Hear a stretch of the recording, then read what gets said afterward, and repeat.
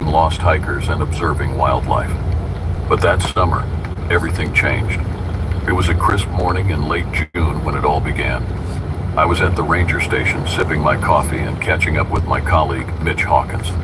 Mitch had just returned from a 2-week vacation in the Rockies, and we were swapping stories when our radios crackled to life. A group of hikers had stumbled upon an abandoned campsite deep in the forest, well off the marked trails. Finding deserted campsites wasn't uncommon, but something about this report made the hair on the back of my neck stand up. Mitch and I loaded up our gear and headed out in our trusty Jeep. The drive along the winding dirt roads was familiar, the dense canopy of oak and hickory trees creating a tunnel of green above us. We parked at the Cedar Creek trailhead and began our hike. The forest was unusually quiet that day, with only the occasional rustle of leaves or distant bird call breaking the silence. After about an hour of hiking, we reached the reported site. What we found made my stomach churn. The campsite looked like it had been hit by a tornado. A tent lay collapsed and torn, its contents spilled across the forest floor. Food containers were strewn about, some half-eaten and others unopened. Personal belongings, clothes, books, a camera, were scattered in a wide radius around the central area. Jesus, Mitch muttered, crouching down to examine the backpack. Wallet's still here, Frank. Who leaves without their wallet? I scanned the area, a sense of unease growing in the pit of my stomach. Someone in a big hurry, I replied. Let's check the immediate surroundings. They might still be nearby. We split up, keeping within shouting distance of each other. I moved towards the edge of the clearing where the trees grew denser and the shadows deeper. There was a palpable sense of being watched, but I tried to chalk it up to nerves. After about 20 minutes of searching, Mitch called out, Frank, found something. I made my way over to where he stood, holding up a hiking boot. It was caked in mud and looked like it had been violently torn off someone's foot. Christ, I breathed. Maybe they got injured? Mitch nodded grimly. We should call for a search team. This doesn't look good. We radioed in our findings and headed back to the Jeep, the forest seeming to close in around us as we walked. That night, a full search and rescue team combed the area but found nothing. No tracks, no signs of struggle, nothing to explain the hasty departure. The next few days were a blur of paperwork and follow-up investigations. The campers were identified as the Johnsons, a family of 4 from Little Rock who had been reported missing by relatives when they failed to return from their trip. Despite our best efforts, we couldn't find any trace of them beyond that abandoned campsite. A week later, we received another disturbing call. This time, it was from a couple who had been camping near the same area. They reported strange noises at night, and, more alarmingly, finding their campsite ransacked in the morning. The husband mentioned seeing a dark figure watching them from the tree line just before dawn. Mitch and I geared up once again, this time carrying our service firearms and extra supplies. As we hiked towards the couple's campsite, the forest felt different. The usual chorus of birds and insects was absent, replaced by an eerie silence that seemed to press in on us from all sides. We reached the site in the late afternoon. Like the first one, it was a scene of chaos, gear strewn about, food containers ripped open, a palpable sense of panic lingering in the air. We decided to set up a temporary base and stay the night, hoping to catch a glimpse of whatever had spooked the couple. Night fell, and the forest grew impossibly dark. Mitch and I took turns keeping watch, but nothing happened until just after midnight. I was on duty when I heard it, a rustling in the underbrush, followed by a low, guttural sound that was unlike anything I'd ever heard before. Mitch, I whispered, shaking him awake. You hear that? He was instantly alert, grabbing his flashlight and gun. The rustling grew louder, coming from the direction of the densest part of the forest. We moved closer, our lights trained on the source of the noise. Suddenly, a figure emerged from the shadows. It was tall, at least 7 feet, with a gaunt frame and skin that looked almost translucent in the beam of our flashlights. Its eyes reflected the light with an unnatural silvery sheen. What the hell is that? Mitch muttered, raising his gun. Before I could respond, the creature lunged at us with inhuman speed. Mitch fired, but it barely seemed to notice the impact. It knocked him to the ground, clawing at him with long, bony fingers. I raised my gun and fired twice. the shots echoing through the silent forest. The creature let out a high-pitched wail that sent shivers down my spine. It released Mitch and fled back into the trees, disappearing into the darkness as quickly as it had appeared. Mitch was shaken, but mostly unharmed, save for some scratches and bruises. We decided to abandon the campsite immediately and head back to the station. As we hiked, we kept our guns ready, eyes constantly scanning the forest for any sign of the creature's return. Back at the station, we reported the encounter, but our supervisor, Dave, was skeptical. "You sure you didn't just see a bear?" he asked, though his tone suggested he knew as well as we did that no bear moved like that or looked so unnatural. "It wasn't a bear, Dave," Mitch insisted. "This was something else, something I've never seen before." The next few weeks were tense. We increased patrols in the area, but the creature didn't reappear. Slowly, the forest seemed to return to normal, the usual sounds of wildlife filling the air once more. But the memory of that night stayed with us, a lingering sense of unease that we couldn't shake. Then, about a month after our encounter, another report came in. A young couple, Kevin and Sarah Matthews, had gone missing while hiking in the eastern part of the forest. Their car was found parked at the Sunset Trail trailhead, but there was no sign of them beyond that. We organized a search party, combing the forest for any clues. We found their campsite on the second day of the search. It was abandoned, like the others, with signs of a hasty departure, but no indication of where they might have gone. It was as if the forest had swallowed them up, leaving no trace. Mitch and I continued our patrols, but the sense of dread grew stronger with each passing day. We were no longer just park rangers. We were men haunted by the unknown, by a creature that defied explanation. Then, one evening as the sun was setting, we received a call from the station. A local hunter, Jim Parsons, had reported seeing a strange creature near Black Fork Mountain, not far from where the Matthews had gone missing. We grabbed our gear and headed out, determined to put an end to this nightmare. The drive was silent, both of us lost in our thoughts. We reached the area just as darkness fell, the forest cloaked in deep shadows. We moved cautiously, our flashlights sweeping across the trees and underbrush.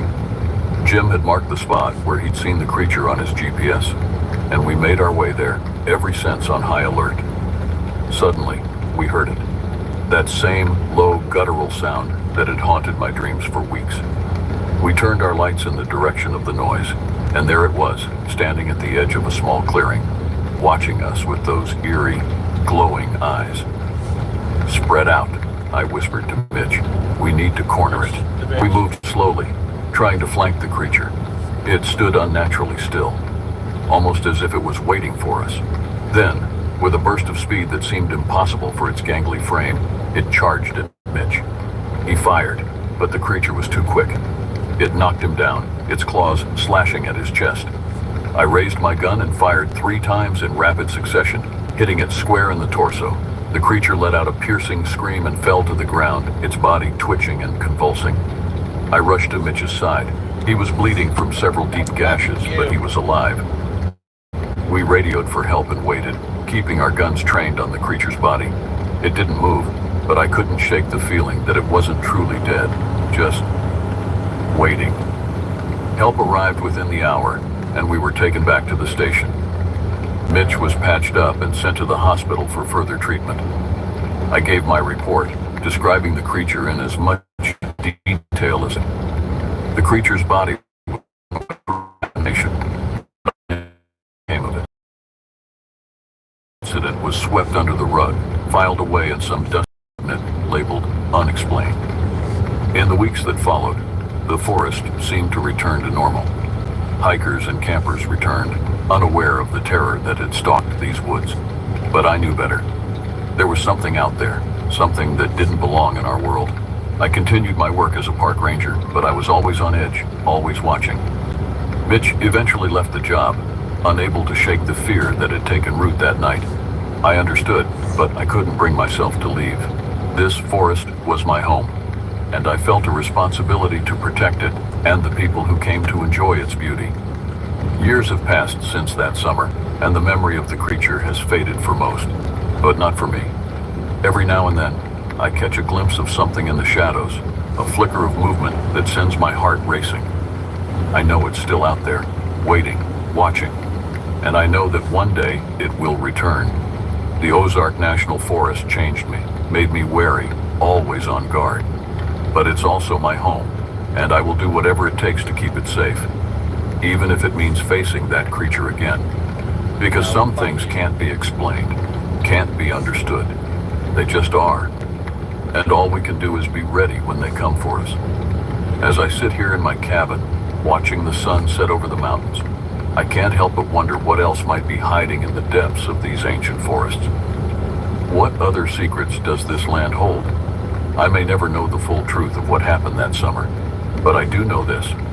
The world is stranger and more mysterious than we can imagine. And sometimes the best we can do is stand our ground and face the unknown with courage and determination. So, if you ever find yourself hiking through the Ozark National Forest and you feel a chill run down your spine or hear a strange noise in the distance, remember my story. And remember that not all that wanders in the woods is lost. Some things are right where they want to be, waiting for the unwary to stumble into their domain. Stay safe out there and keep your eyes open. You never know what might be watching from the shadows.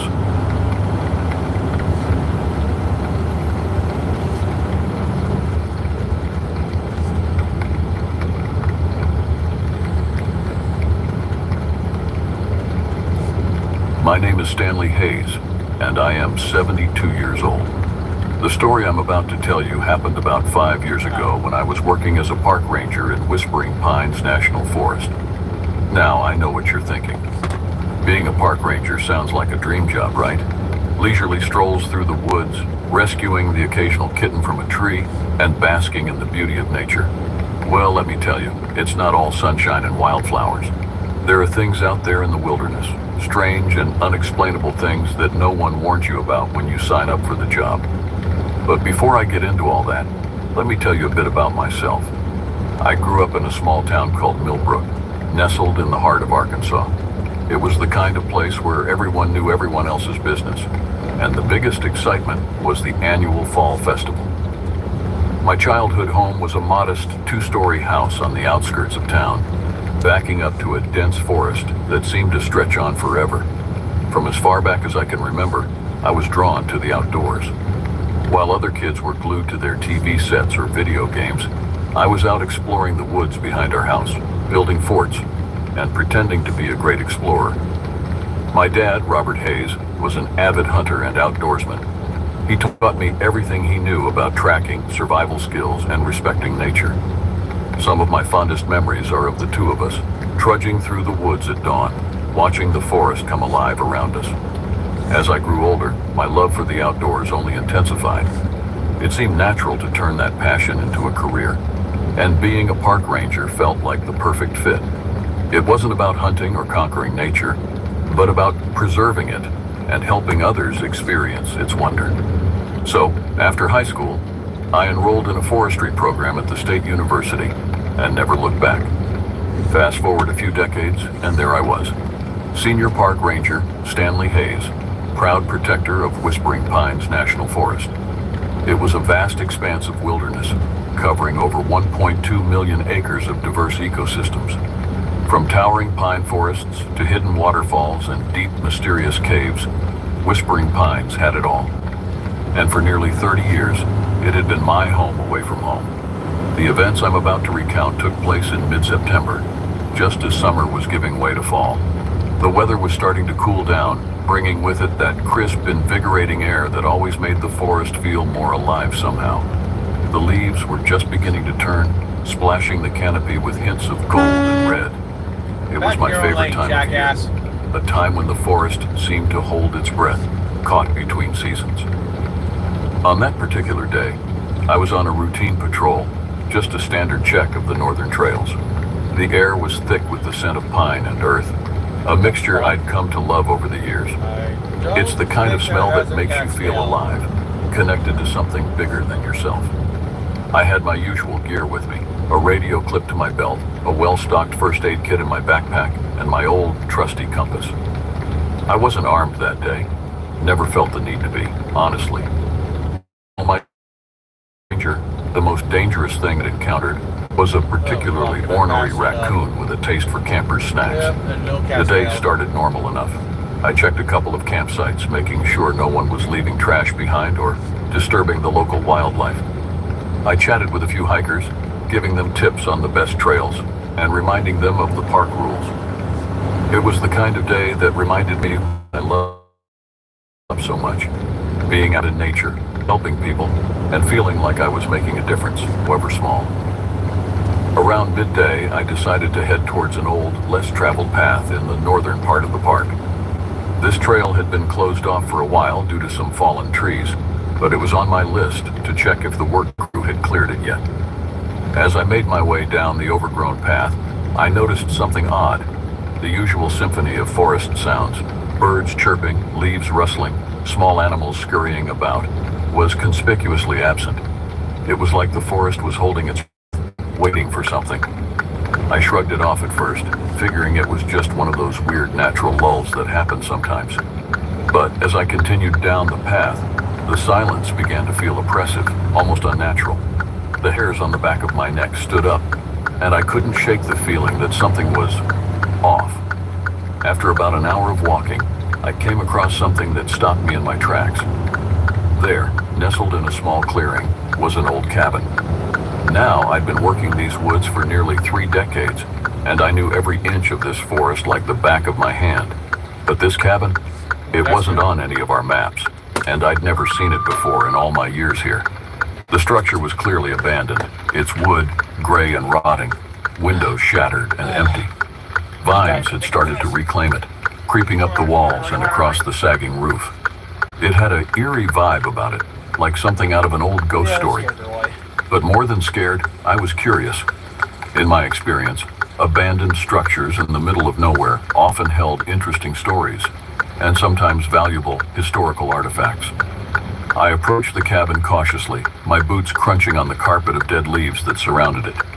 The porch creaked ominously under my weight as I made my way to the front door. It was hanging off its hinges, swaying slightly in a breeze I couldn't feel. I pushed it open, wincing at the loud groan of rusted metal. The interior of the cabin was a study in decay. A thick layer of dust covered everything, and cobwebs stretched from corner to corner like a macabre tapestry. The air was stale and musty, carrying the unmistakable scent of abandonment and rot. Sunlight filtered through the broken windows, illuminating dancing motes of dust and casting long shadows across the floor. Despite its dilapidated state, I could see that the cabin had once been someone's home. There was an old iron stove in one corner, a small table with 2 chairs in the center of the room, and the remains of what looked like a bed frame against the far wall.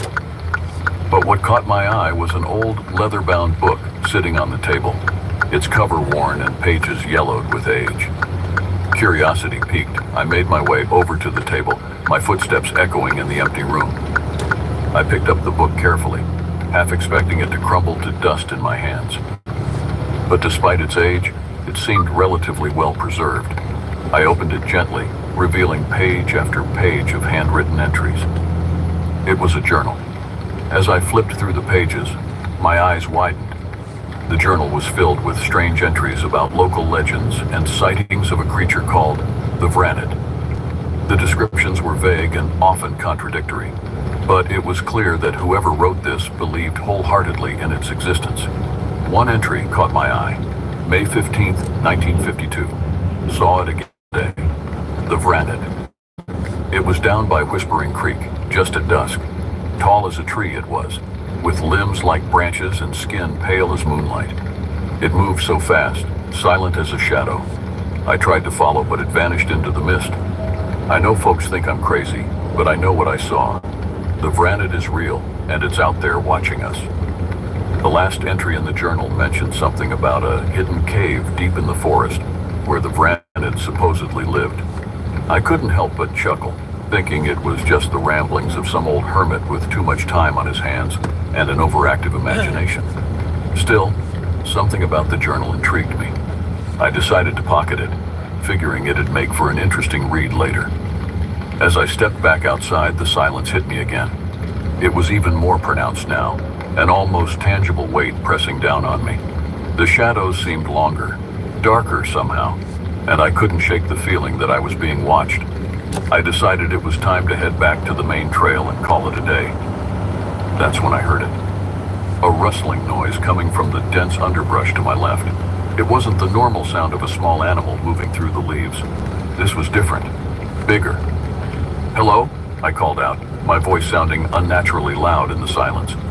"Anyone there?" There was no answer, just more rustling, louder this time. I moved closer, my heart starting to beat a little faster. As I approached, the noise stopped abruptly. Everything went still again. I stood there for a moment, scanning the area but saw nothing out of the ordinary, just trees and shadows. Shrugging it off as an animal, probably a deer, I turned to leave. That's when I caught a glimpse of something out of the corner of my eye. A flash of movement, something tall and gaunt, slipping between the trees. I froze, my heart pounding in my chest. The rational part of my brain tried to explain it away. A trick of the light, a shadow. Maybe a bear standing on its hind legs. But deep down, I knew. I wasn't alone out here. Slowly I backed away, keeping my eyes fixed on the spot where I'd seen the movement. I reached for radio intending to call for backup, but all I got was static. The signal was dead. Of course it was. I picked up my pace, trying to stay calm but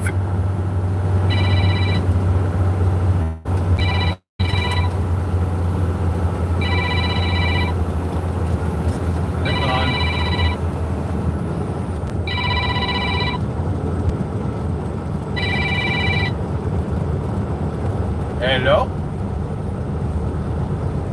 What up? Fuck, I'm just heading over to Lowe's to scale this bitch. Scale this bitch.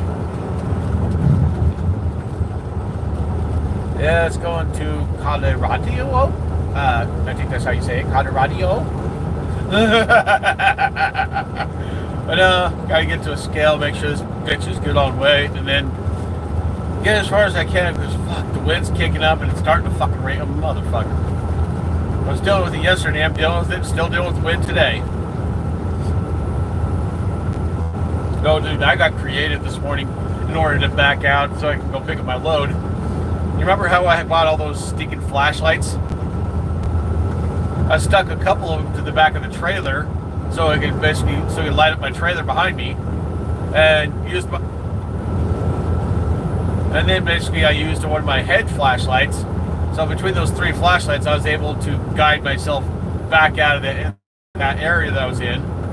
And then once I was out on the street enough, grabbed the flashlights from the trailer and continued on.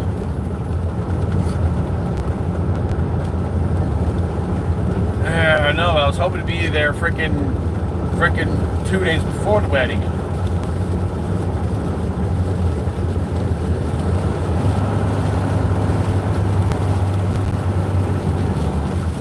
Hours, 11 minutes.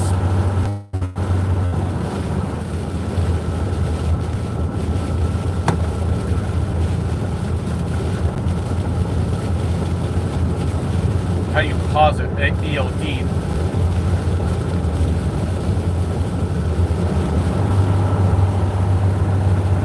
Yeah, I know that part.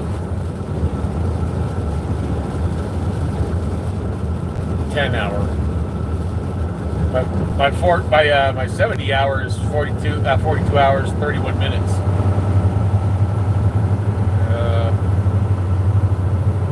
It's not telling me which one's the 14 hour, damn it. It says shift, 6 hours 11, drive, 6 hours 11, and then break, 6 hours 11. Get the hint?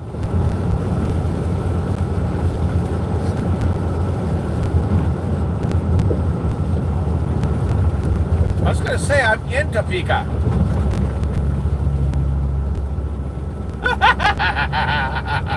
I'm giving you fucking shit. I'm giving you shit. I mean, you're giving me shit too, so. So what you up to? Finally going home after a long day of work? Or let me guess, raining like a bitch?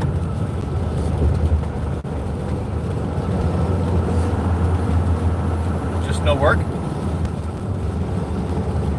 Okay, take a wild guess what I got in the trailer. Nope. Nope. It's a rock material. Guess what kind? Nope. You can use it inside a house. Inside a house. Yep. Granite countertop. You know, slabs. Yeah.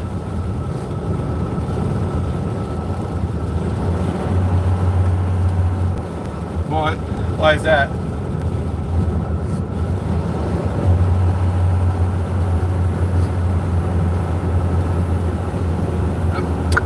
I got to get over. Oops. I don't want to be taking that exit.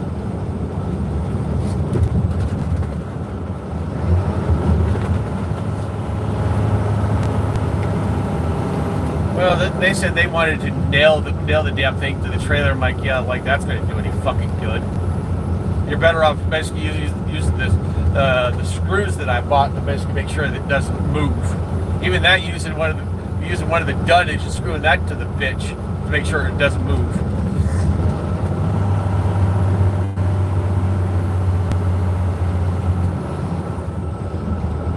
Figures.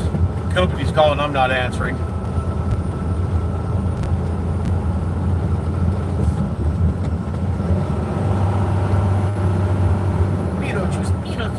Juice. Was it any good?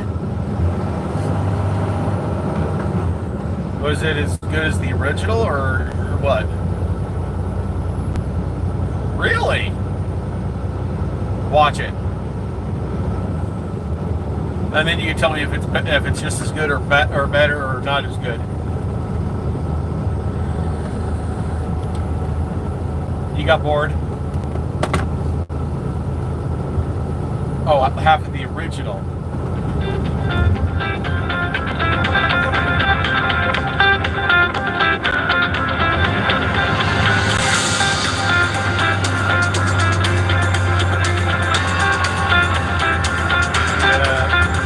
I told them what's going on.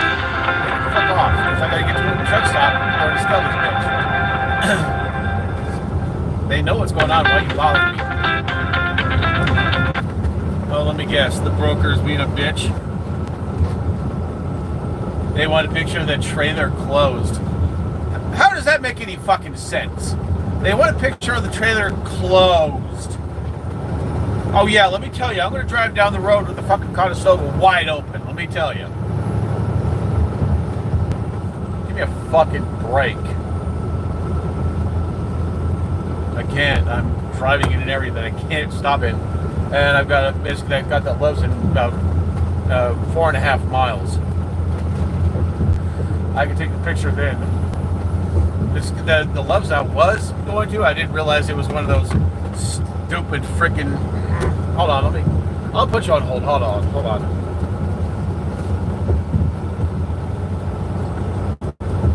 Hello? It's going good. Yeah, Friday told me they want a picture of the Conestoga closed. Tell me something. What? How does this make any fucking sense at all? Why the hell would I drive down the road with the Conestoga open? That makes absolute no damn sense.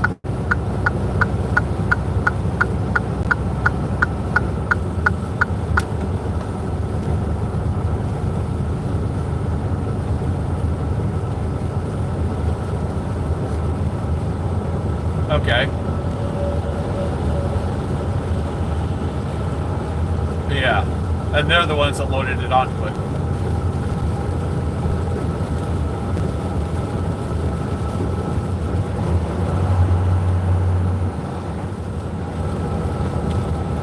Well, I was looking at it, didn't look that sharp to me. I ran my hand across it, but it didn't feel that sharp anyways.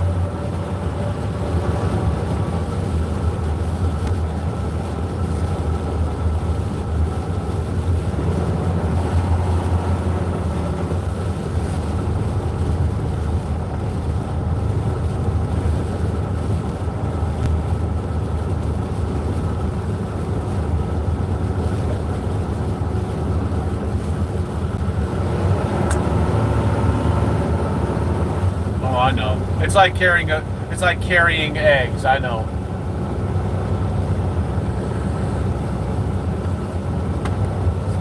Really, with doing this, with doing these kind of loads,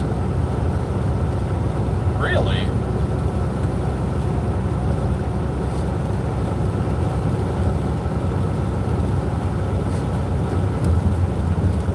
Yeah, I know.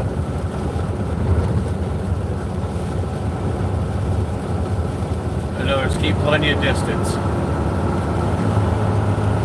Okay, yeah. In about 2.5 miles, I'll be pulling into the Loves. Like I said, as stupid as it sounds, I'll take a picture of the trailer just to make them happy. Even though it makes absolutely no fucking sense. Why in the hell would I drive down the road with it open? That makes no damn sense. But I'll keep them happy. I'll take a picture. No big deal.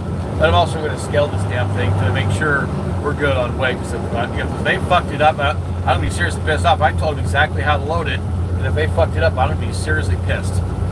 I'm going to basically go back there and kind of, in a careful way, let them have it. Because they wanted to be like, oh, it needs to be basically. They said it was like 41,000 some odd pounds. Yeah, and if that's the case, I'm going to be seriously pissed off.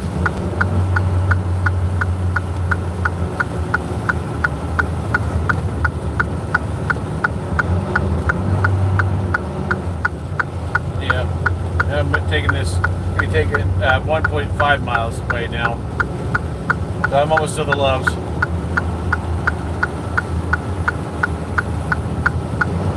I did. I scanned it in the usual way and sent it the normal way. Like when the load's done, I sent it in that way. Yeah, I sent basically all the pages. I've basically missed a couple pages, so. Yes. I did it. Yeah, I sent you that one.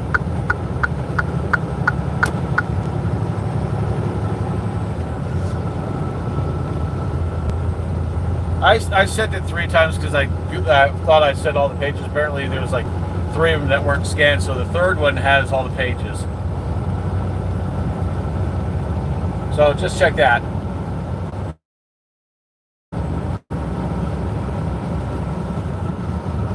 Yes, I know. Like I said, it sounds really stupid, but not a problem. I'll do it. I'll appease the broker gods and basically take the picture. Yeah, I'm joking around with the broker gods. I'm joking around about that.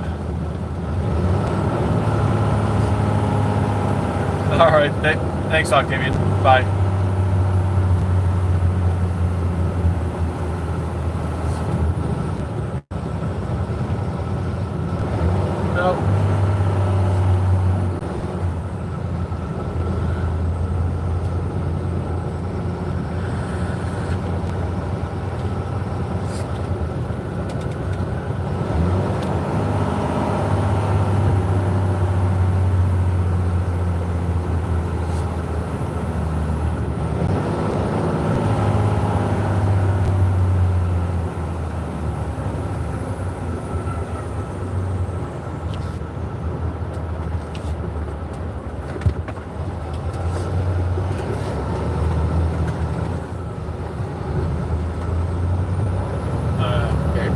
Call me back.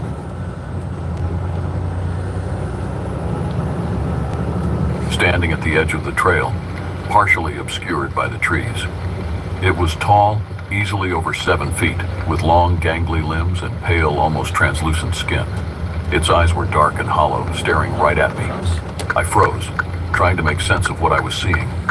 It was like something out of a nightmare. Like the creature from the journal had stepped right off the page and into reality. I took a step back, and it moved, matching my pace. That was all it took. I bolted, running faster than I ever had in my life. I could hear it behind me, its footsteps unnaturally quiet for something so large. My lungs burned and my legs felt like lead, but I didn't dare stop. I could feel it getting closer. Up ahead, I saw the ranger station, a small building where we kept supplies and a more powerful radio. I pushed myself harder, praying I'd make it. I burst through the door and slammed it shut behind me, locking it for good measure. I grabbed the radio and tried to call for help, but it was still nothing but static. I cursed, banging it against the table in frustration. Lord. That's when I heard the scratching at the door. It was here, and it wanted in.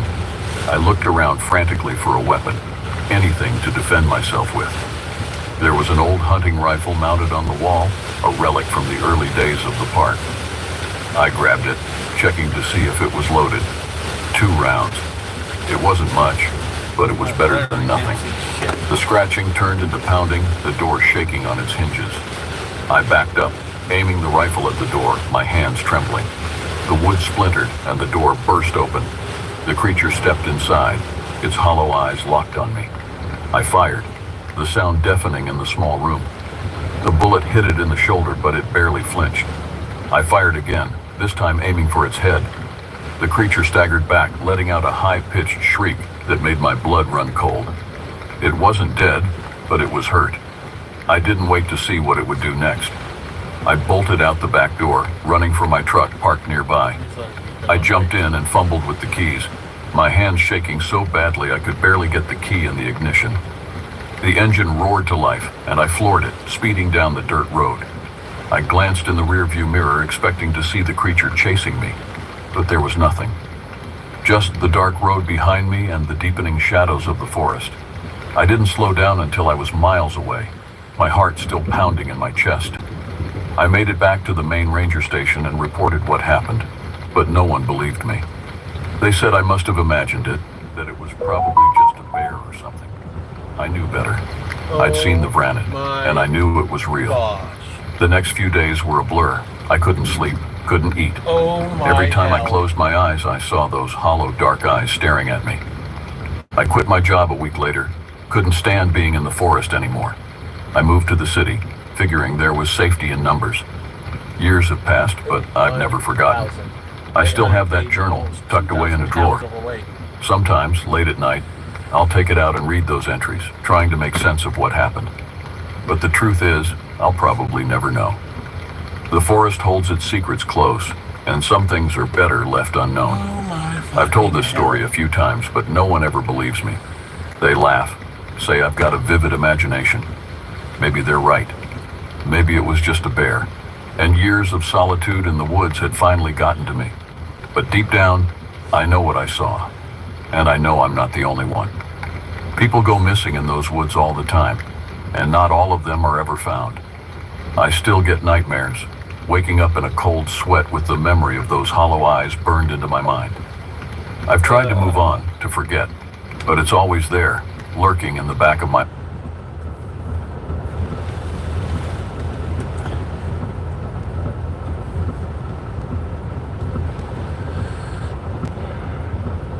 Okay, a little bit pissed. Looks like I'm going back. I sent you pictures. Look, take a gander, and you tell me what's wrong with that picture.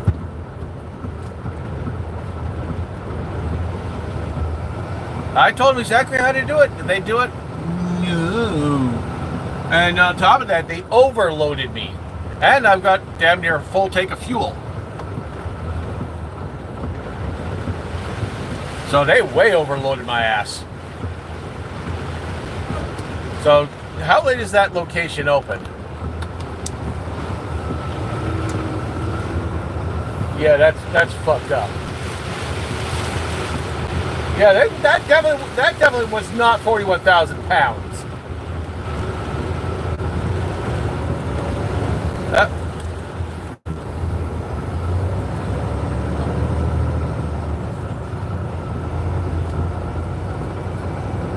Yeah, I'm gonna go and get something to eat at the Lowe's, and then well, obviously doing that. Obviously, I'm gonna go to the pump so I can get to an area where it's not that torrential downpour shit, and take a picture of the trailer.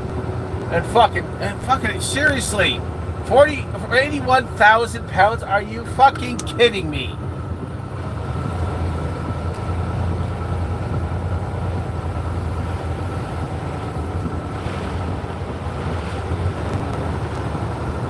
All right, bye.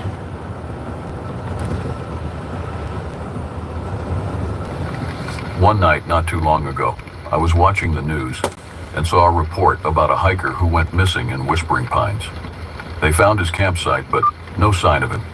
His friends said he just vanished without a trace. The authorities chalked it up to a wild animal attack. But I knew better.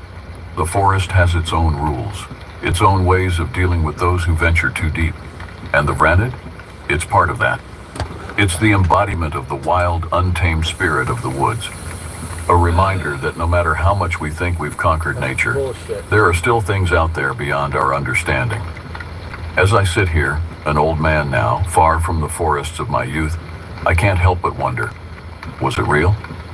Did I really see what I think I saw?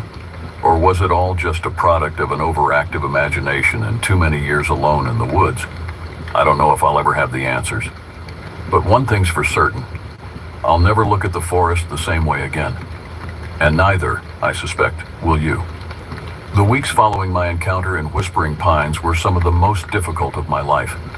I found myself jumping at every shadow, startling at every unexpected noise. Sleep became a luxury I could rarely afford, plagued as I was by vivid nightmares of hollow eyes and reaching branch-like limbs. My colleagues at the ranger station treated me with a mixture of concern and skepticism. I could see it in their eyes. They thought I'd lost it. Old Stanley, gone off the deep end after too many years alone in the woods. I couldn't blame them, really. If someone had come to me with a story like mine, I probably would have reacted the same way. But I knew what I had seen. The image of the Vranid was burned into my mind, impossible to forget or explain away. I threw myself into research, spending hours poring over local folklore and legends, searching for any mention of a creature that matched what I had encountered. The journal I had found in the cabin became my constant companion, its weathered pages offering tantalizing hints, but no concrete answers. It was during this time that I met Dr. Eleanor Blackwood, a professor of folklore and mythology at the State University. I had reached out to her department, hoping to find someone who might take my story seriously. Surprise, she agreed to meet with me. Dr. Blackwood was a small, wiry woman with sharp green eyes and a shock of silver hair. She listened to my story without interruption, her face betraying no emotion. When I finished, she sat back in her chair, studying me intently. "Mr. Hayes," she said finally, her voice soft but firm, "I've heard many stories in my years of study, but yours is something different." I felt a glimmer of hope. "You believe me?"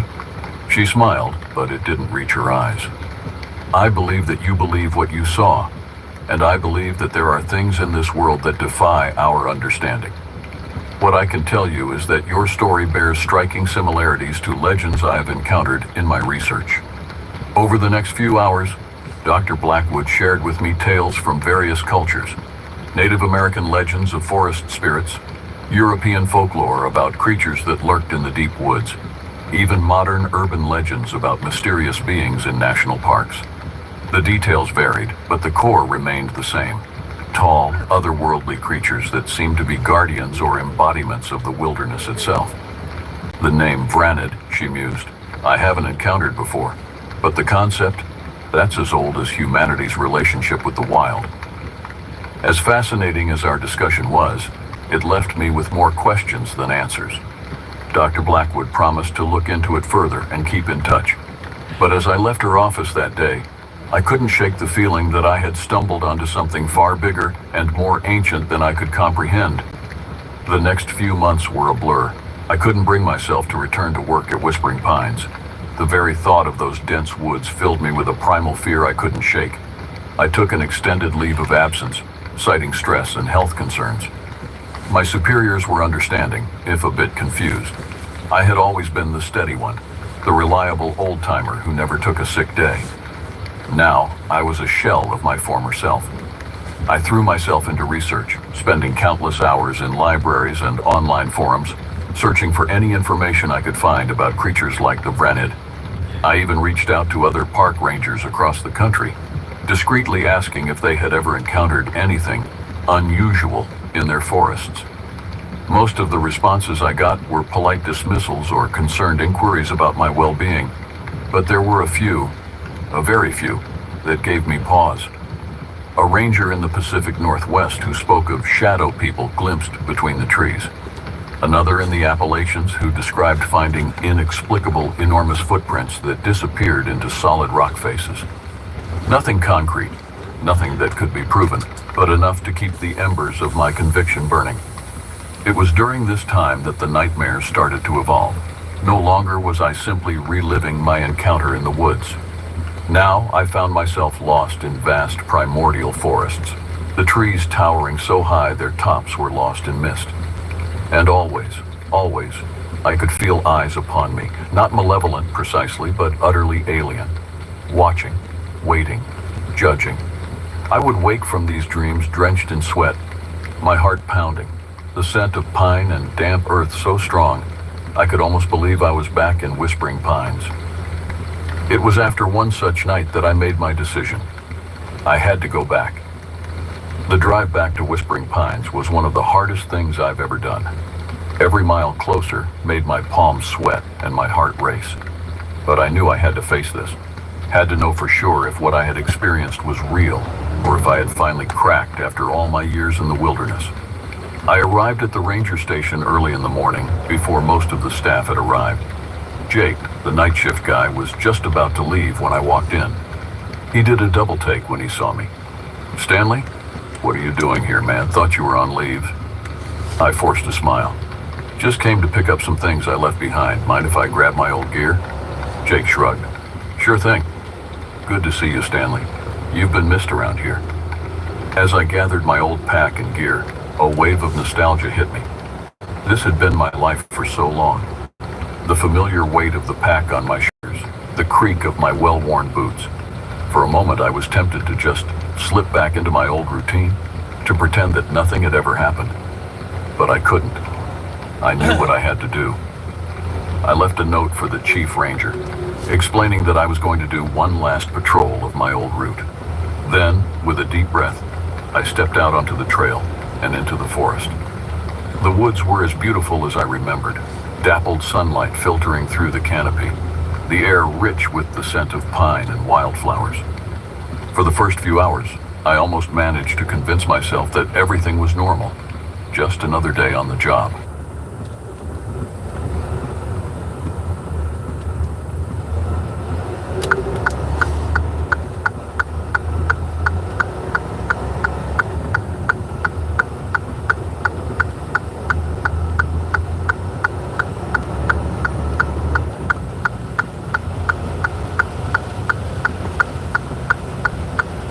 Yeah, I can hear you. Well, it looks like I'm going back whether I like it or not. Over gross. Over 81,000 pounds. Yeah, I'm going back. And the trailer axle is the heaviest part. 47,000 pounds. Jackasses. They said it was only going to be 41,000. Really? 41,000 pounds on this trailer does not equal over 81,000 pounds. I'm like, you got to be fucking kidding me.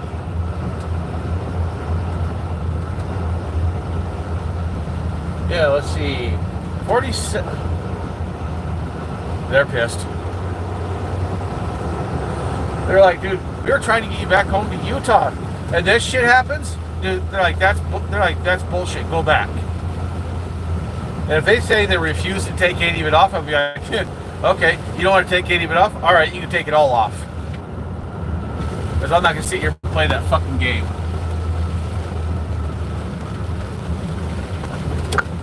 I know you wouldn't either.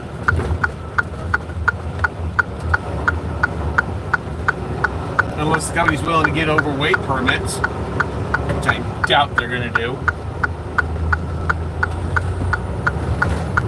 That would be nice. I sit here, wait, permits. Okay, I go now.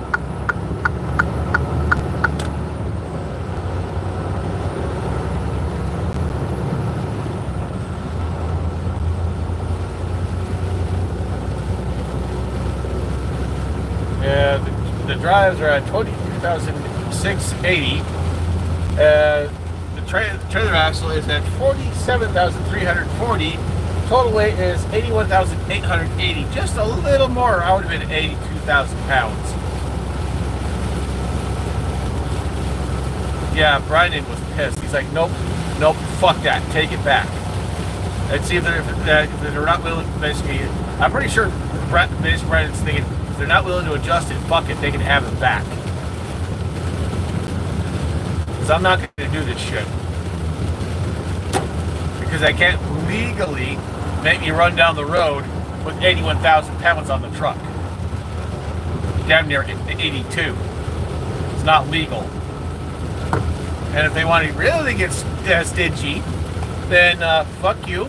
I call DOT. If they refuse to take any of it off, I'll be like, okay, I'll just call DOT. And watch them. I'll watch them be like, okay, pull in the bay. We'll take it off.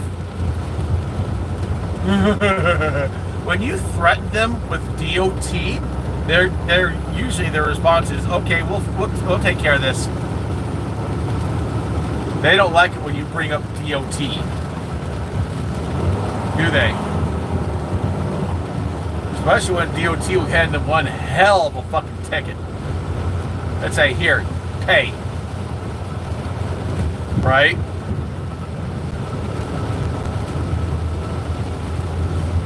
I've actually threatened that one once. They're like, you wouldn't dare. I'm like, oh, wouldn't I? I'm like, all this have to do is call the nearest way station, tell them, hey, I've got an issue, can you come out to this location? They tried overloading me, and they're refusing to fix it.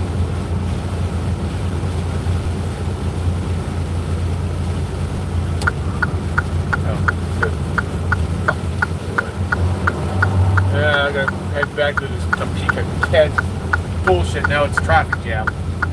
Motherfucker.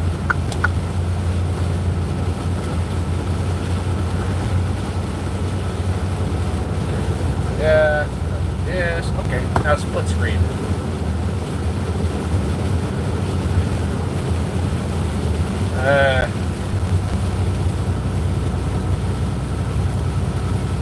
Yeah, tell me about it. And watch, how much you want to bet? They say, no, we're not fixing this. Okay, you take it all off. I don't give a fuck, not gonna bother me one damn bit.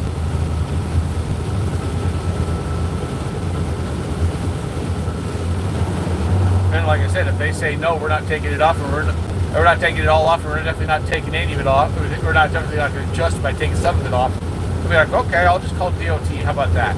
Because technically at this point, they're holding me hostage. I'm not wrong. Right?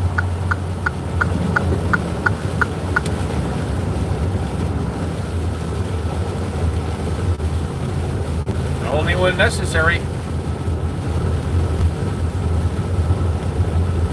Especially when I get my way. Only when necessary. Like I said, I've done that once. They didn't like that answer. And I had a shit-eating grin on my face because I got my way.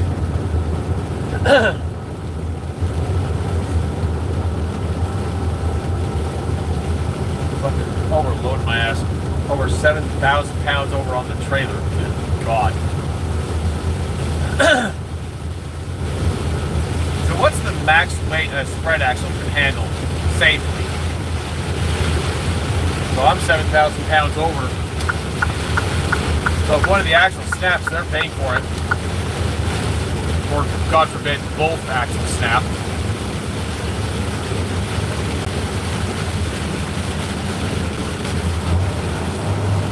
Yeah.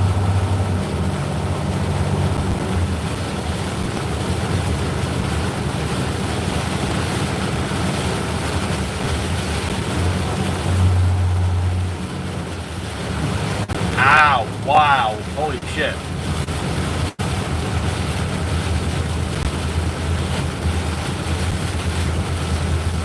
Good Lord.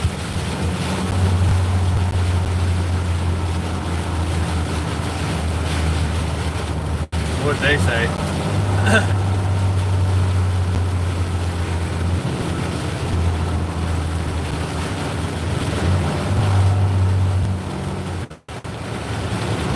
Yeah, so basically, I could easily snap an axle with it being this heavy. Can't I? Huh? Thankfully. So how much can each axle handle max before taking a chance it can snap?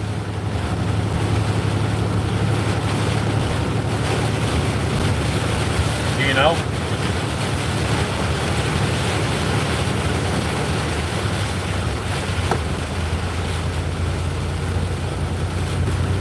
Yeah, this shit just pisses me off. And on top of that, there's like a torrential downpour going on.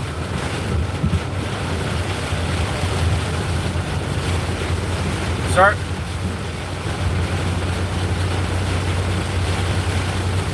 Yeah, so I just had to catch it, didn't I?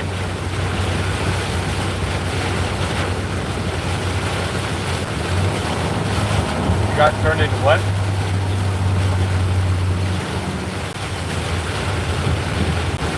Damn. So is it snowing in Utah? Thankfully, right?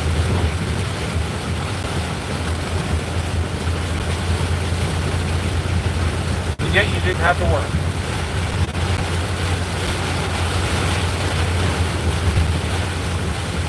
And I'm pretty sure you can hear this rain.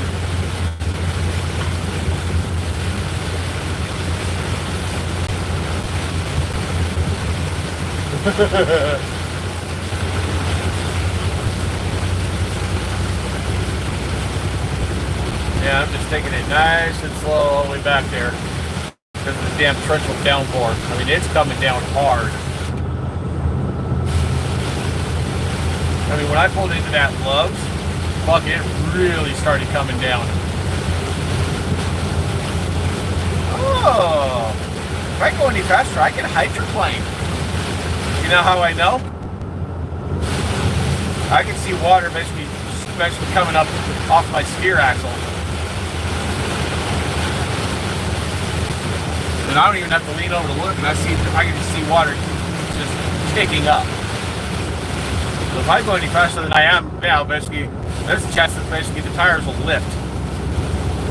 I mean, but then again, all that fucking play, maybe not.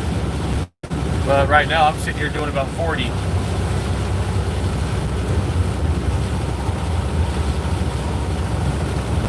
Fun. What's going there to pick up or pick out?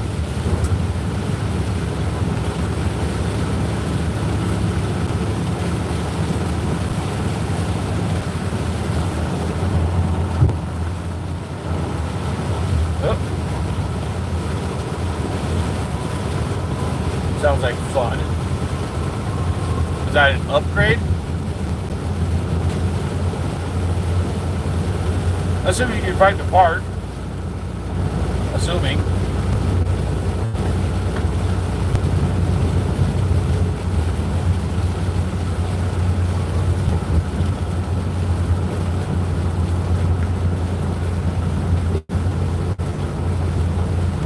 Comparison going to a dealer or whatever? Yeah.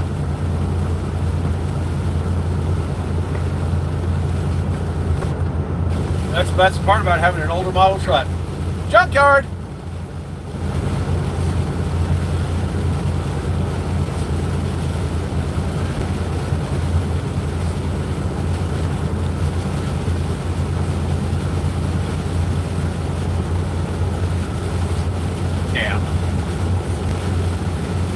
But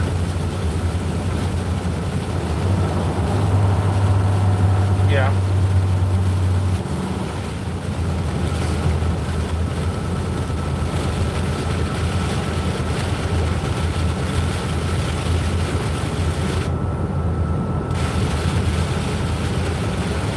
freaking last few days, but I've been sitting here doing the YouTube live stream, and one person kept coming in and basically just watching my videos. Her name's Jessica. Don't know what she looks like, but whatever. Yeah, she would just sit there and just talk to me. I'm guessing she was doing that out of boredom. The last couple of days, yeah. It's nice to have somebody that is more of a regular watcher.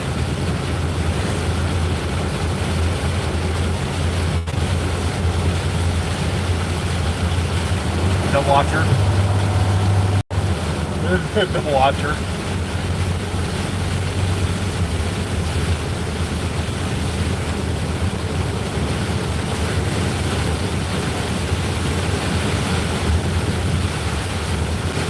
Really?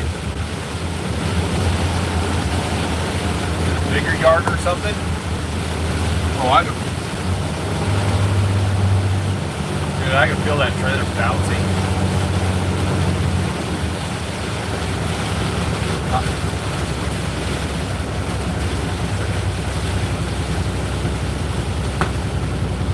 Dude, you know what we should start doing when I finally get back to Utah and able to stay in Utah? Start going to junkyards and start seeing like vehicles that are just brought in. See if we can buy any for cheap. Basically, turn around, fix them up, and flip them, and make a huge profit off of those vehicles.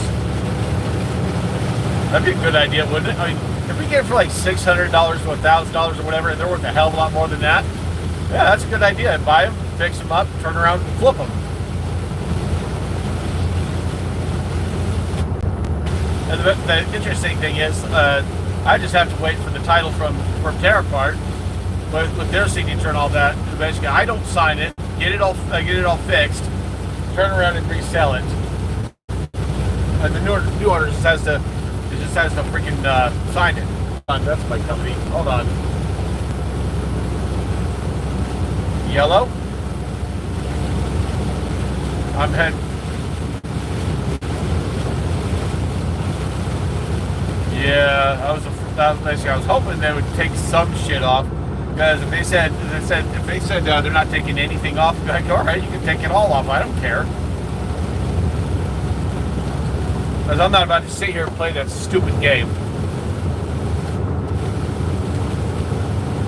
Yeah, well, just fucked us for me getting back on time. Fuck. Fucking bastards. And I'm basically, they got two, like, you saw the pictures. They got two of those little boxes. I don't know how much those fucking things weigh, but I guarantee those are coming off. The question, the thing is, how much do those weigh? If that's not enough, yeah, they're taking more off. Fucking bastards. Or better yet, basically take those two boxes off, leave them off, take the one that's in the back, push it forward to see if that redistributes the weight. Because it's almost 2,000 pounds or over. So yeah, take both those boxes off and you can ship them with another trucking company. That's bullshit. And right now I'm in here going slow because it's a torrential downpour, so I'm going slow.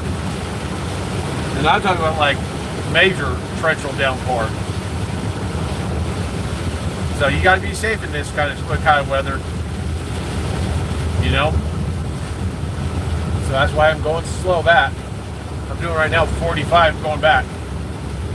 Now that I know that the trailer axle is way overweight, about over 7,000 pounds overweight. Yeah, that's also on the verge from what I said of it could potentially, doesn't mean it will, it could potentially snap the axles. If that happens, the shipper's paying for new axles. And we will hold them accountable for that. Jeez Louise. Yeah, it seems like this torrential downpour is getting a bit worse. Good Lord. Yeah, I'm just getting back there as safely as I can. Alright. Thank you. Alright, bye. You still there?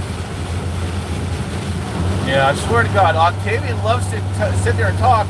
Brandon just makes it short, sweet, to the point, and be like, alright, let's get it done. That's the difference between Octavian and Brandon. But both, yeah, Octavian loves to just sit there and talk and talk and talk. Brandon's short, sweet, and to the point. No, he's good. He's a cool guy. I like him.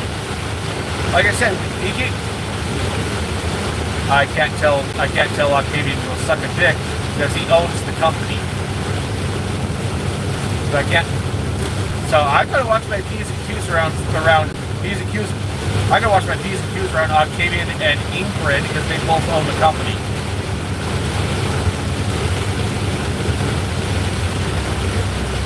Yeah.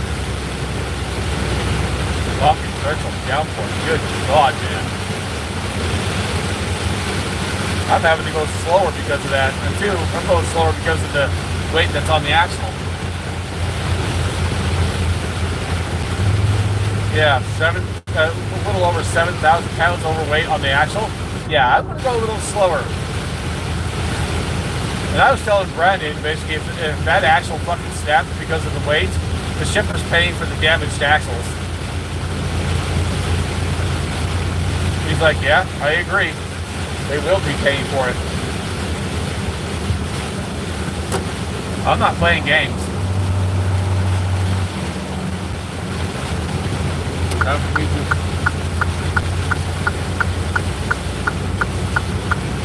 me to switch lanes? Actually, no, it's better if I stay in this lane. If that axle goes, I need to be in the slow lane. So I can get over as quick as I can. Not saying it will, but on the object it does, I can get over as quick as I can.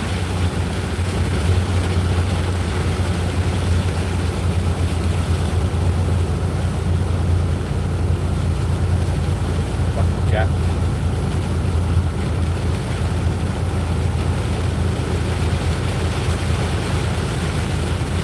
To do what?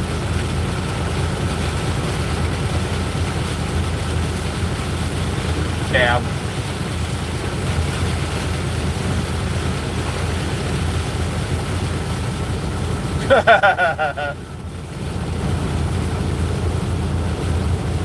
It's amazing, but it's amazing when you know exactly what it's going to take to get it out. You basically grab only what you need.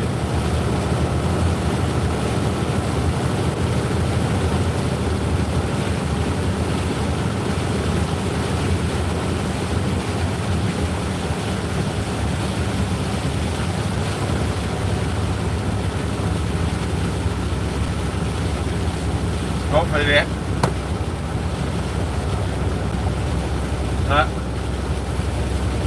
Oh, I will when I get to Utah.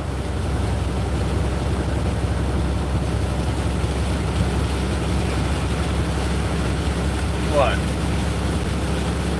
Well, you've been doing it long enough. What do you expect?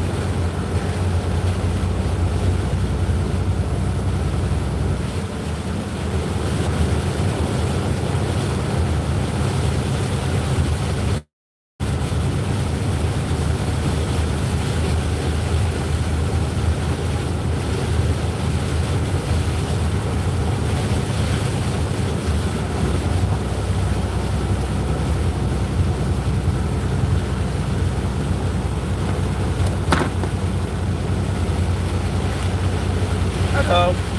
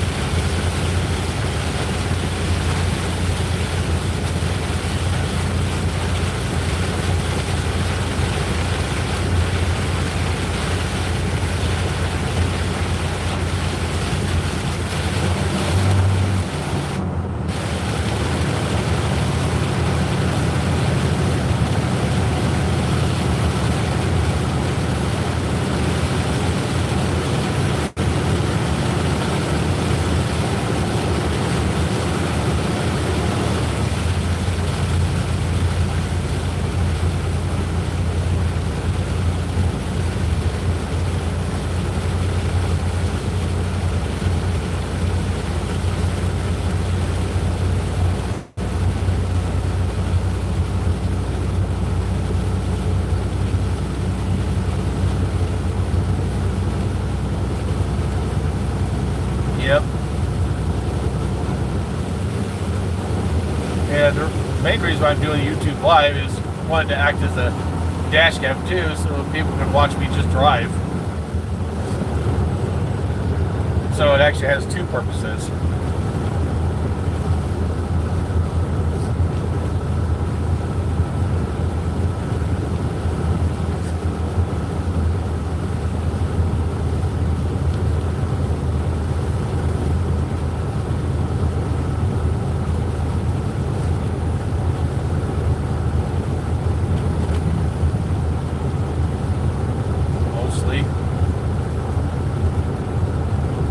Well, that's another thing I'll be able to finally enjoy doing again, going to places like Terra Park and shit, or Pick and Pull. Because I haven't done that in a long ass time.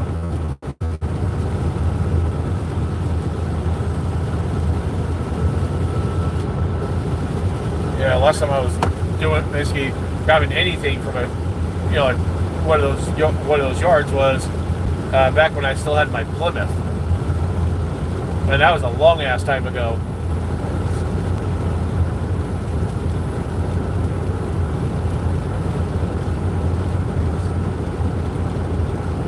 Don't know.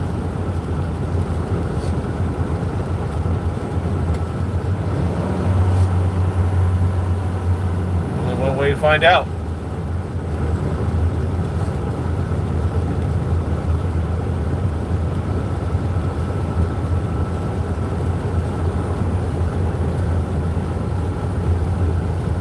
Like I said.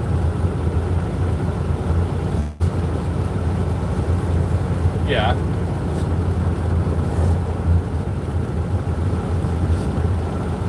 You planning on basically updating all the interior?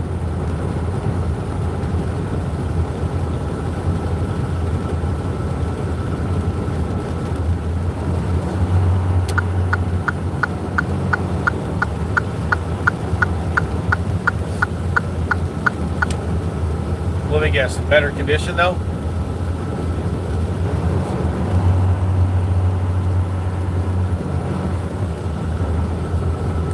Cabin.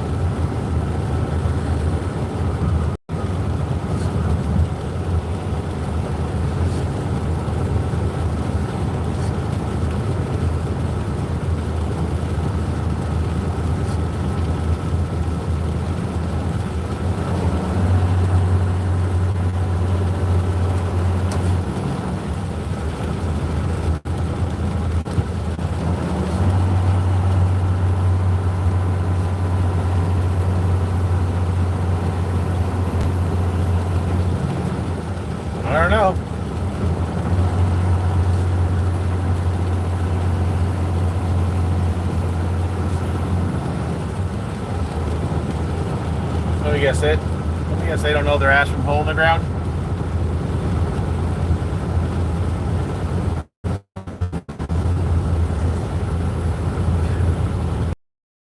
Update, but like with Cadillac interior parts.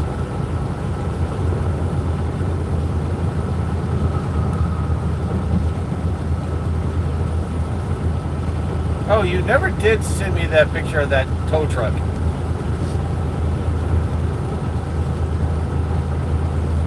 Yeah, I get it.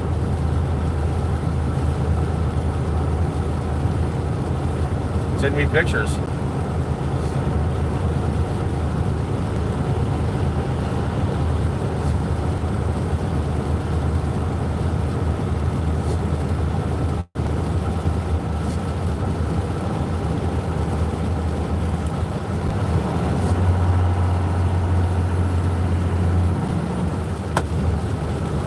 Put your weed in there. I got that from Adam Sandler.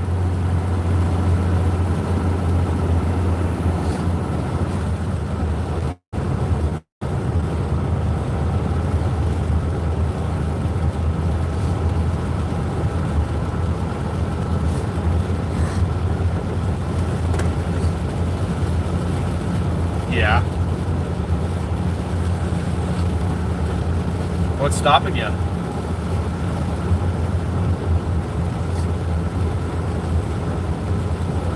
Seriously, what's stopping you?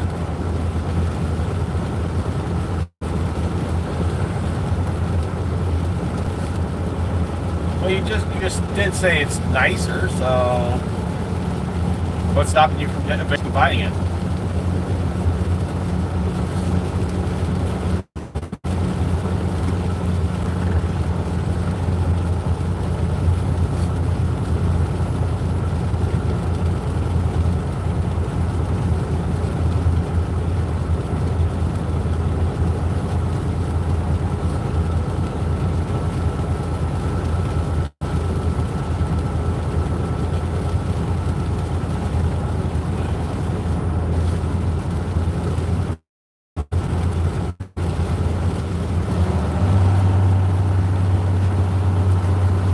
That's dirty as fuck. Yeah.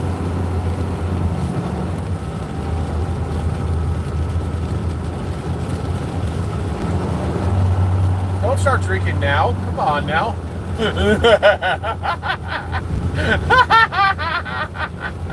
You know I gotta fuck with you. You know that.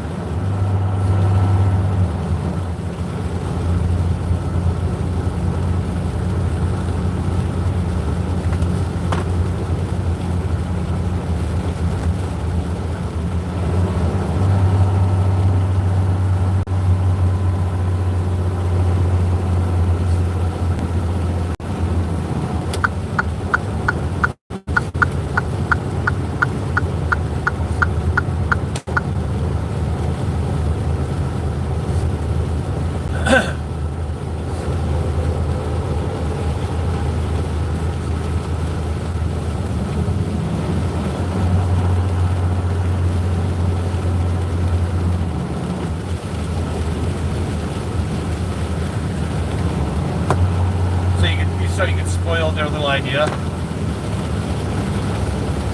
It's like, hey, it was here earlier. What the fuck? Where'd it go? And you just to fucking piss them off. Yoink!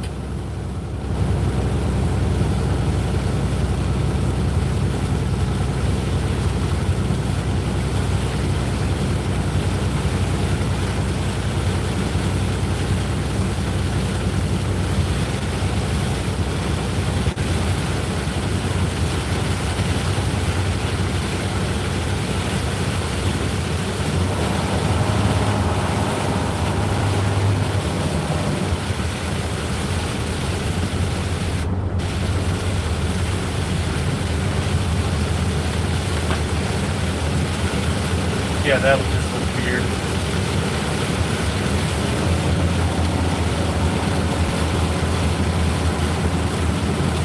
Ooh, lightning strike.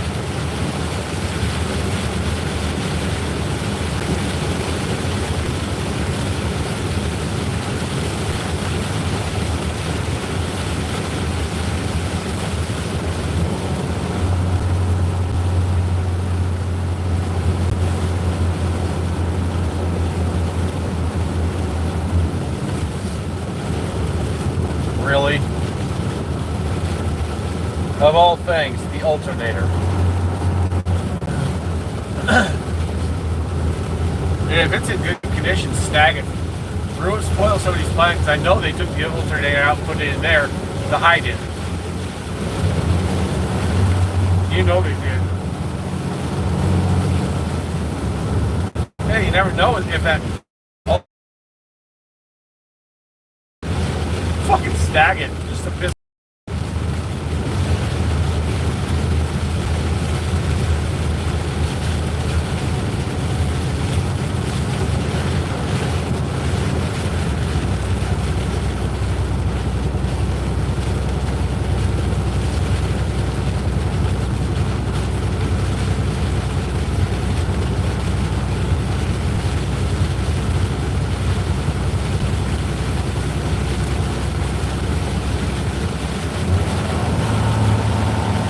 Snagged a couple just to piss everyone off if they find any.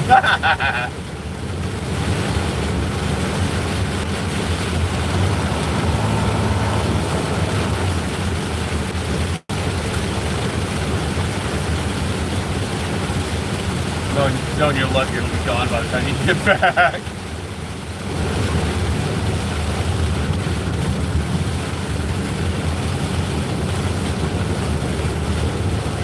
Take it with you just in case somebody else can get those and just snag it up.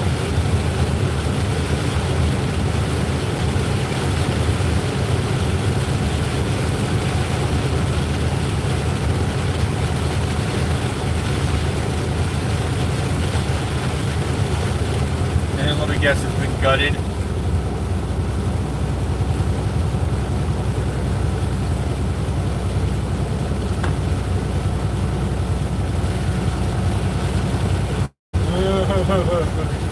Nobody got to the cup holders yet.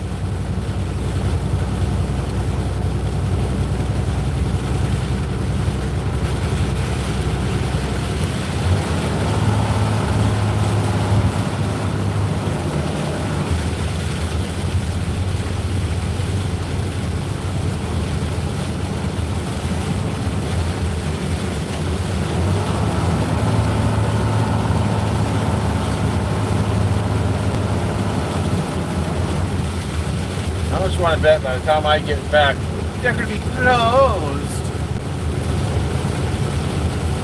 It's 3 o'clock now. How much you want to bet by the time I get back, they'll be closed? Well, guess I'll be parked for the night.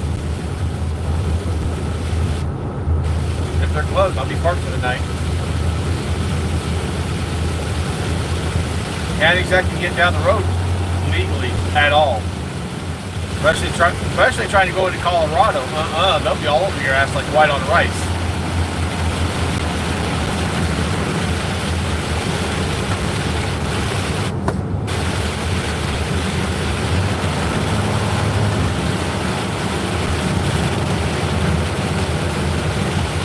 Yeah, they're stupid.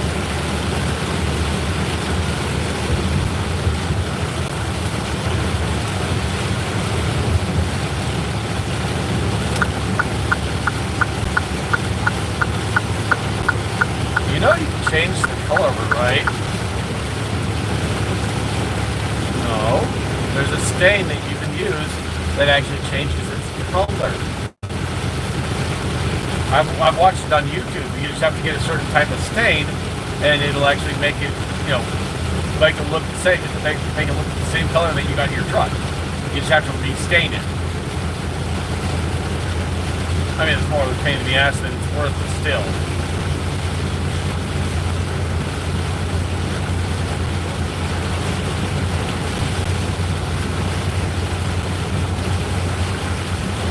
Yes, leather.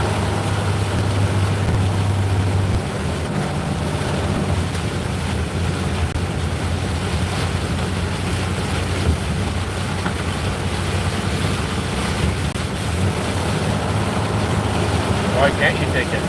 Will it not work?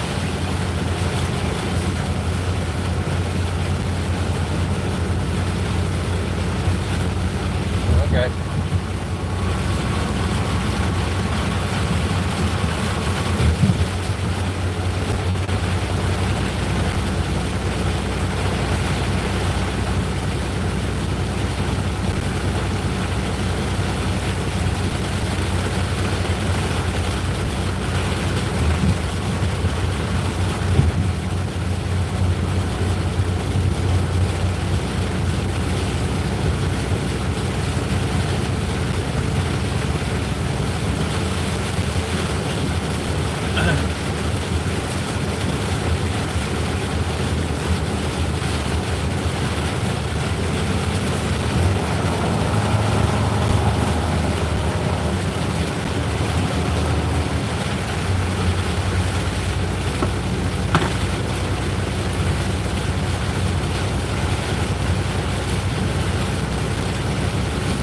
Yeah.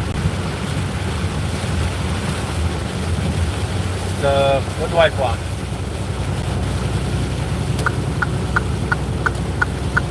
Oh. Bluetooth or whatever?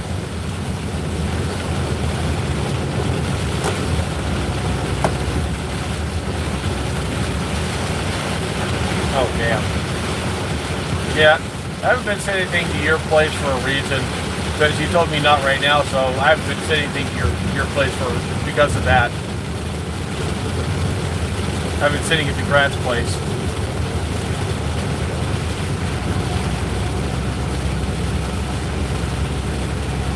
So yeah, it's called respect. I'm respecting your wishes. You said not right now. Okay, I won't. Right?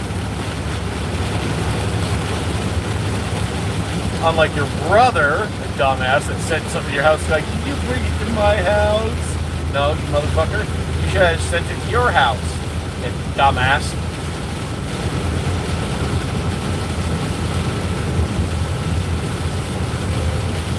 Clueless, brainless moron. Oh, wait, I know another one. His IQ's below room temperature. That's another one.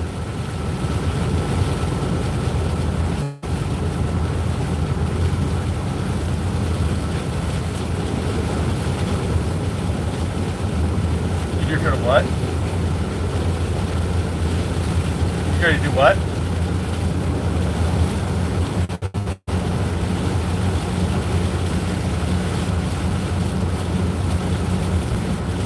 Are you talking about a computer?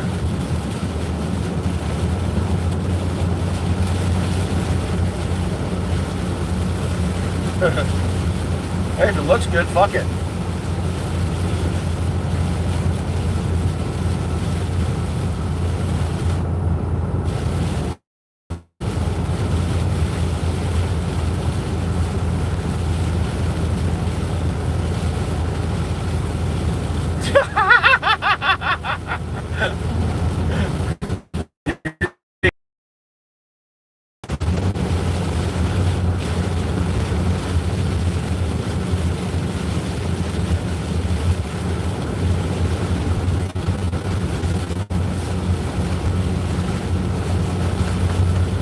No tricks for you. Like the soup knots for freaking Seinfeld. No soup for you.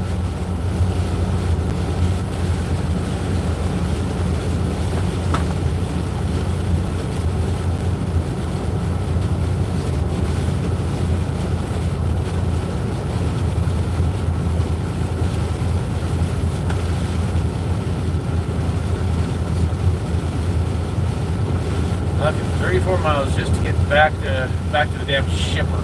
Frickin' A.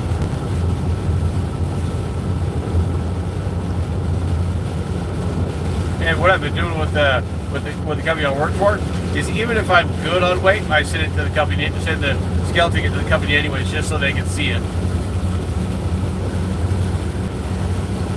And if I'm way over, like today, I send it to them and then call them. Hey, something wrong with weight, check it out. So they...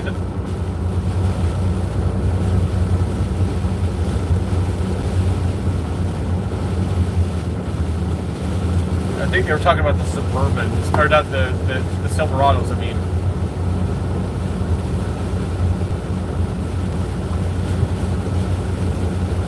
Yeah.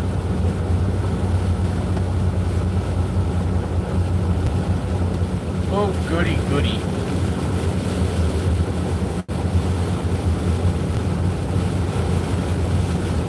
Is it in good condition?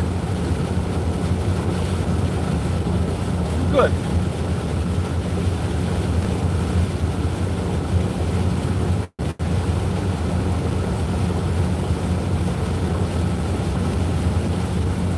Center console's good, right?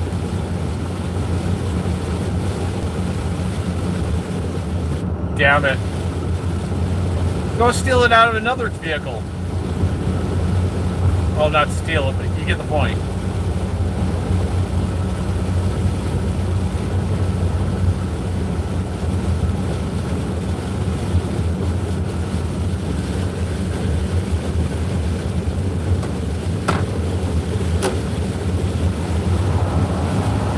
Yeah, fuck. Earlier today, I had to go over to Tractor Supply, right?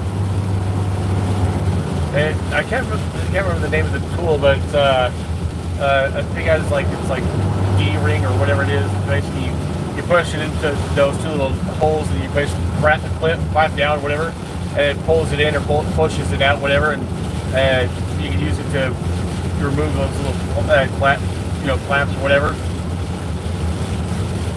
I forget what the hell it's called.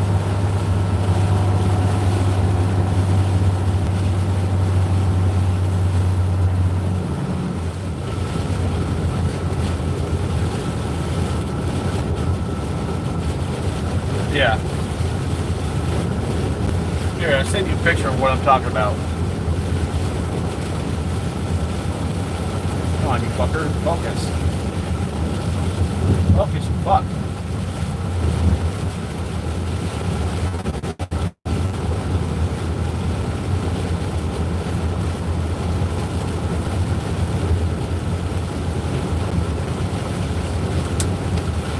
I mean, I could... With this tool, I literally could not complain. For $10, I literally could not complain.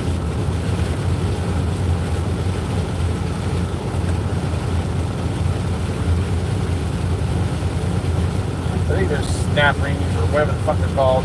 I see a picture.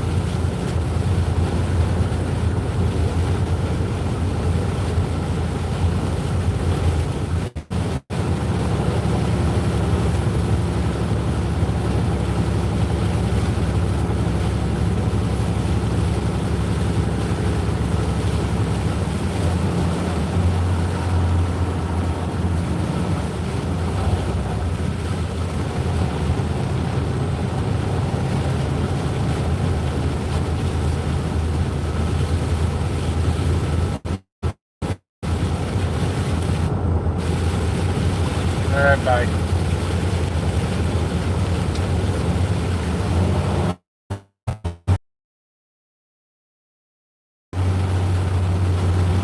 The bird songs grew fewer and farther between.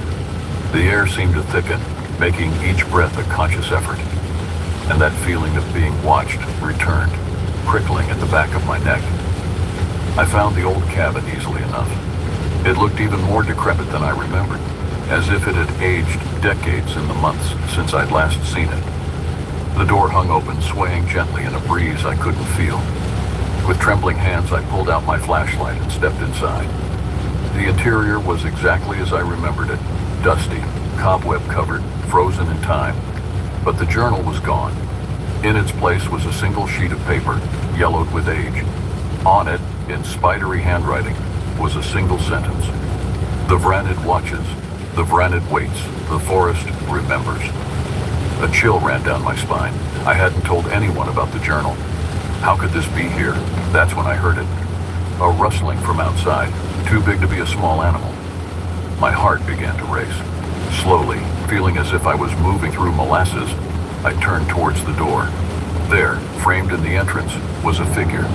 Tall, impossibly tall, with limbs like gnarled branches and skin as pale as birch bark.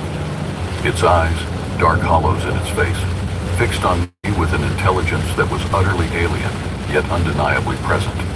The Vranid. For a long moment, we stared at each other. I waited for the fear to come, for the panic that had gripped me during our last encounter. But instead I felt calm, as if I was in the presence of something ancient and powerful, yes, but not inherently malevolent. Slowly, deliberately, the Vranid raised one long-fingered hand and pointed deeper to the forest. Then, as silently as it had appeared, it turned and walked away, its form seeming to melt into the shadows between the trees. I stood there for what felt like hours, my mind struggling to process what had just happened. Part of me wanted to run, to flee back to the safety of civilization and never look back.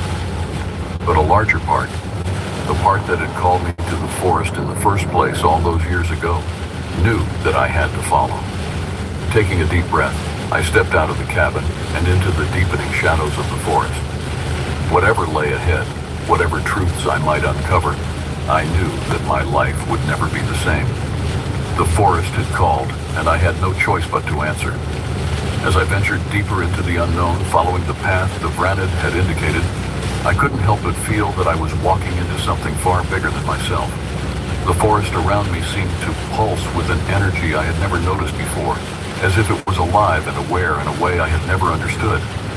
The trail I followed was barely visible, more of a game path than anything made by human feet. It led me through dense underbrush, over babbling streams, and past trees so ancient their trunks were wider than my arm span. All the while I felt watched, guided, herded towards some unknown destination. As the day wore on and the light began to fade, I found myself in a part of Whispering Pines I had never seen before. The trees here were different, older, more gnarled, their branches reaching out like grasping fingers. Moss hung in thick curtains, and the ground was soft and spongy underfoot. And then, quite suddenly, I emerged into a clearing. At its center stood a massive oak tree, its trunk easily 20 feet in diameter. Its branches spread out in all directions, creating a canopy that seemed to encompass the entire clearing. But it was what was at the base of the tree that took my breath away. There, nestled between two enormous roots, was a cave entrance. It was perfectly round, as if it had been carved by human hands. But I knew instinctively that no human tool had shaped this opening. Runes or symbols of some kind were etched around the entrance, glowing faintly with a light that seemed to pulse in time with the beating of my heart. As I stood there, trying to make sense of what I was seeing, I felt a presence behind me. I turned slowly, already knowing what I would see. The Vranid stood at the edge of the clearing, its tall form blending seamlessly with the ancient trees. But it wasn't alone. As I watched, other figures emerged from the forest. Some were tall and spindly like the Vranid. Others were squat and gnarled like ancient tree stumps come to life. Some seemed to be made of mist and shadow, while others looked as solid as the rocks and earth. They formed a loose circle around the clearing, their otherworldly eyes all fixed on me. I should have been terrified, but somehow I wasn't. There was a sense of anticipation in the air, as if everything, the trees, the earth, these strange beings, even the very air itself, was waiting for something. The Vranid stepped forward, its movement fluid and graceful despite its gangly form. It raised one long arm, pointing towards the cave entrance. The message was clear. This was why I had been brought here. This was what I needed to see. With a deep breath, I stepped towards the cave. As I approached, the symbols around the entrance began to glow brighter. I could feel a thrumming energy emanating from within, like the heartbeat of the earth itself. I paused at the threshold, looking back at the assembled beings. The Vranid nodded, a surprisingly human gesture from such an alien creature. Taking another deep breath, I ducked my head and stepped into the cave. The moment I crossed the threshold, the world seemed to shift. The air became thick and heavy, filled with the scent of loam and ancient things. The walls of the cave were smooth, almost polished, and covered in more of those strange, glowing symbols. As I ventured deeper, the cave opened up into a vast chamber, and there, in the center, was something that defied description. It was like a pool of liquid starlight, swirling and pulsing with colors I had no names for. Images flashed across its surface, forests, mountains. I didn't stop. I did not tell you.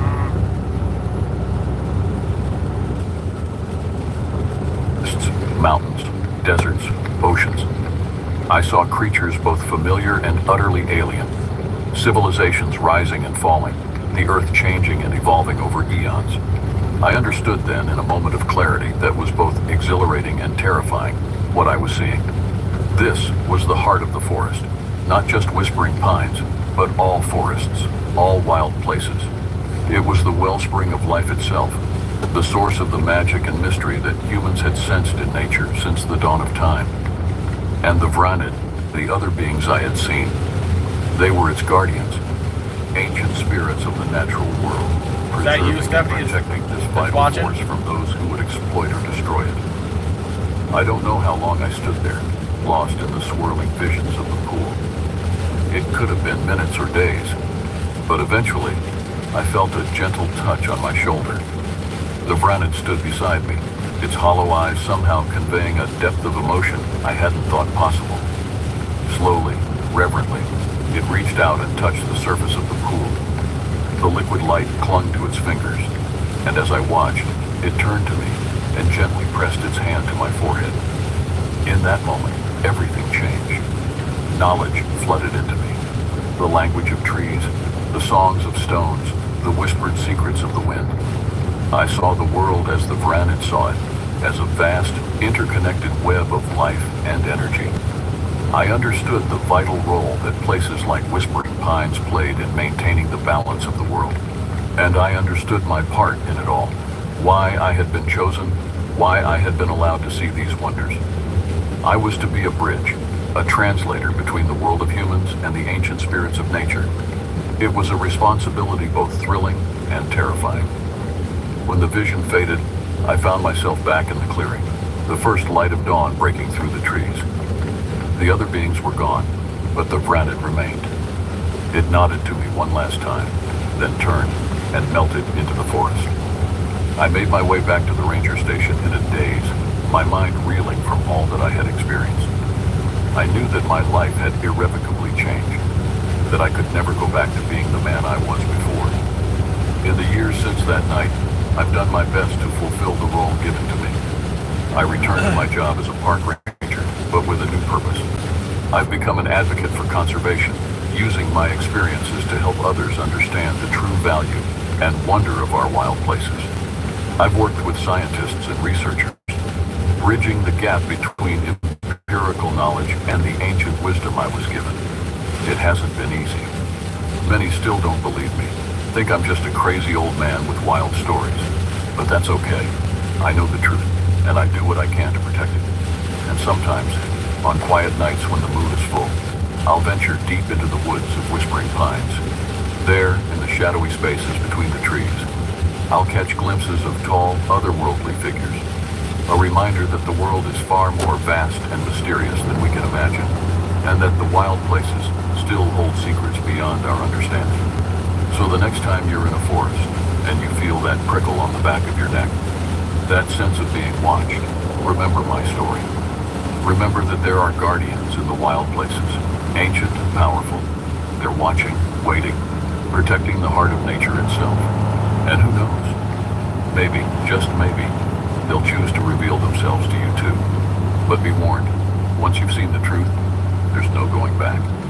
The forest will forever call to you, its secrets whispering on the wind, inviting you to delve deeper into the mysteries of the natural world. It's a call that, once heard, can never be forgotten. And me, I'm just grateful for the glimpse I've been given, for the role I've been asked to play. I'm Stanley Hayes, former park ranger, now guardian of secrets and teller of tales. And this is my story.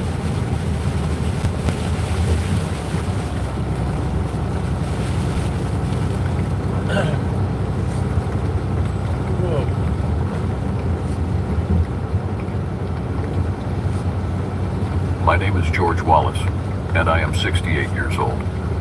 This is a true story about something that happened to me a few years back when I was working as a park ranger at Sleeping Giant State Park in Connecticut. I had been a ranger for nearly 20 years at that point, and I thought I'd seen it all. But nothing prepared me for what happened that autumn. It was a chilly October evening, and I had just finished a long day of patrolling the trails and making sure the campgrounds were clear of litter. The park was quiet, as it usually was this time of year, with only a few campers braving the cold nights. I was looking forward to a warm meal and maybe a beer or two before heading to bed. Around 8 p.m., I got a call on my radio. It was Sarah, one of the newer rangers. She sounded panicked, her voice shaky. She told me there was something weird going on at the northwest edge of the park, near the old quarry. Sarah was usually level-headed, so her distress worried me. I grabbed my flashlight, radio, and my old Glock 19, just in case. I drove my Jeep through the winding park roads, the headlights cutting through the dense fog that had settled in. I could see the old quarry silhouette in the distance, a gaping wound in the side of the mountain. As I got closer, I noticed Sarah's Jeep parked haphazardly on the side of the road, its lights still on. But Sarah was nowhere to be seen.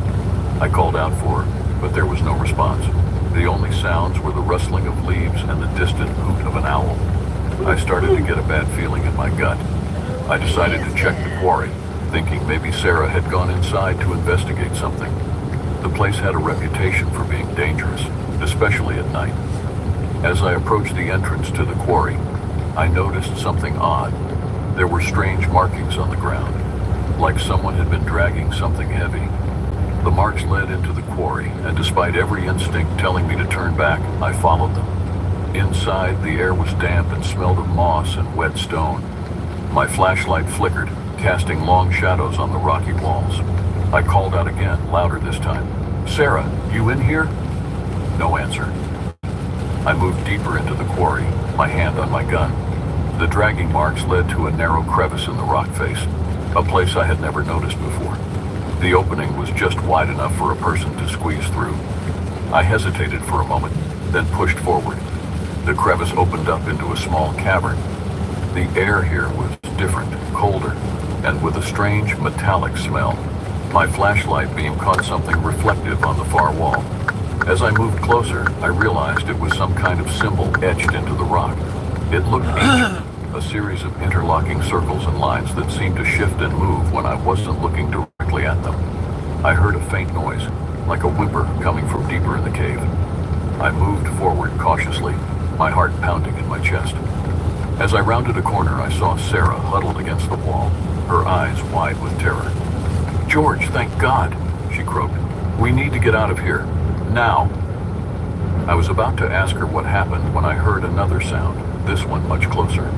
It was a low, guttural noise, almost like an animal growling, but with an unnatural metallic edge to it.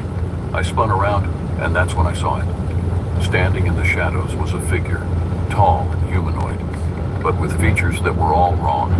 Its skin seemed to shift and ripple, sometimes looking like polished metal, other times like rough stone. Its eyes glowed with an eerie blue light, and where its mouth should have been, there was only a dark void. I didn't wait to find out what it wanted. I fired my gun, the noise deafening in the confined space. The creature let out a shriek that sounded like grinding metal and lunged at me. I dodged to the side and fired again, this time hitting it square in the chest. It staggered back, but didn't fall. Instead, it seemed to dissolve into the shadows, disappearing from sight. I didn't waste any time. I grabbed Sarah and we ran, stumbling through the dark cave and out into the quarry. The fog had thickened, making it hard to see more than a few feet ahead. We made it to my Jeep, and I practically threw Sarah into the passenger seat before jumping in myself. I floored it, driving as fast as I dared through the winding park roads. Back at the ranger station, I called for an ambulance and tried to get Sarah to tell me what happened. Between gasps for breath, she told me she had seen strange lights in the quarry and went to investigate. That's when she encountered the creature. It had chased her into the cave, where she had hidden until I found her. The ambulance arrived, and they took Sarah to the hospital. I filed my report, but I knew no one would believe the truth. I barely believed it myself. Over the next few days, I searched the park for any signs of the creature, but found nothing. It was like it had vanished into thin air. Sarah recovered from her injuries, but she was never the same. She left the Park Service and moved to a different state, wanting to put as much distance between herself and Sleeping Giant as possible. I stayed on, but I was more cautious, always looking over my shoulder, always listening for that strange metallic sound. I never saw the creature again, but every time I passed the old quarry, I felt its presence lurking just out of sight. I started calling it the Stone Shifter, a name that seemed to fit. I did some research and found old stories, legends about strange beings that lived in the mountains, neither fully flesh nor stone.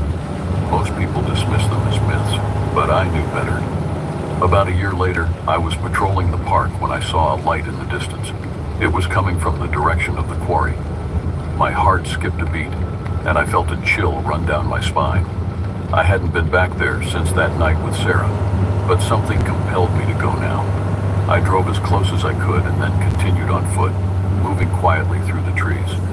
The light was still there, a strange, pulsing blue glow. As I got closer, I saw a figure standing near the entrance to the quarry. It was an old man, his face weathered and lined, his eyes fixed on the glowing symbol I had seen in the cave. The symbol was now visible on the rock face outside, pulsing with that eerie blue light. I called out to him, but he didn't respond. Instead, he turned and walked into the quarry. I followed, my hand on my gun. Inside, the air was charged with a strange energy that made my skin tingle. The old man was standing by the crevice that led to the cave, looking into it with a mixture of fear and longing. "Sir, are you okay?" I asked, my voice echoing in the empty space. He turned to look at me, and I saw his eyes were the same glowing blue as the symbol. "They're coming back," he said, They're his coming voice to take you away, haha. The old ones are waking up. Before I could respond, there was a flash of blue light, and the old man was gone. In his place stood the stone shifter, its form rippling and changing in the pulsing light. It reached out towards me with a hand that was sometimes flesh, sometimes stone, sometimes living metal. I backed away, my heart racing. I knew I was facing something beyond my understanding, something that had been here long before humans and would likely be here long after we were gone. The stone shifter didn't advance. Instead, it seemed to be waiting, watching. I left the quarry that night and never went back. I continued working as a ranger until my retirement, but I avoided that part of the park and I made sure others did too. The stone shifter and the mystery of the glowing symbol remained unexplained, and I was content to keep it that way. But sometimes, on quiet nights when the wind blows just right, I can hear a faint metallic whisper carried on the breeze, and I wonder what ancient secrets are still sleeping in the heart of the mountain, waiting to wake up.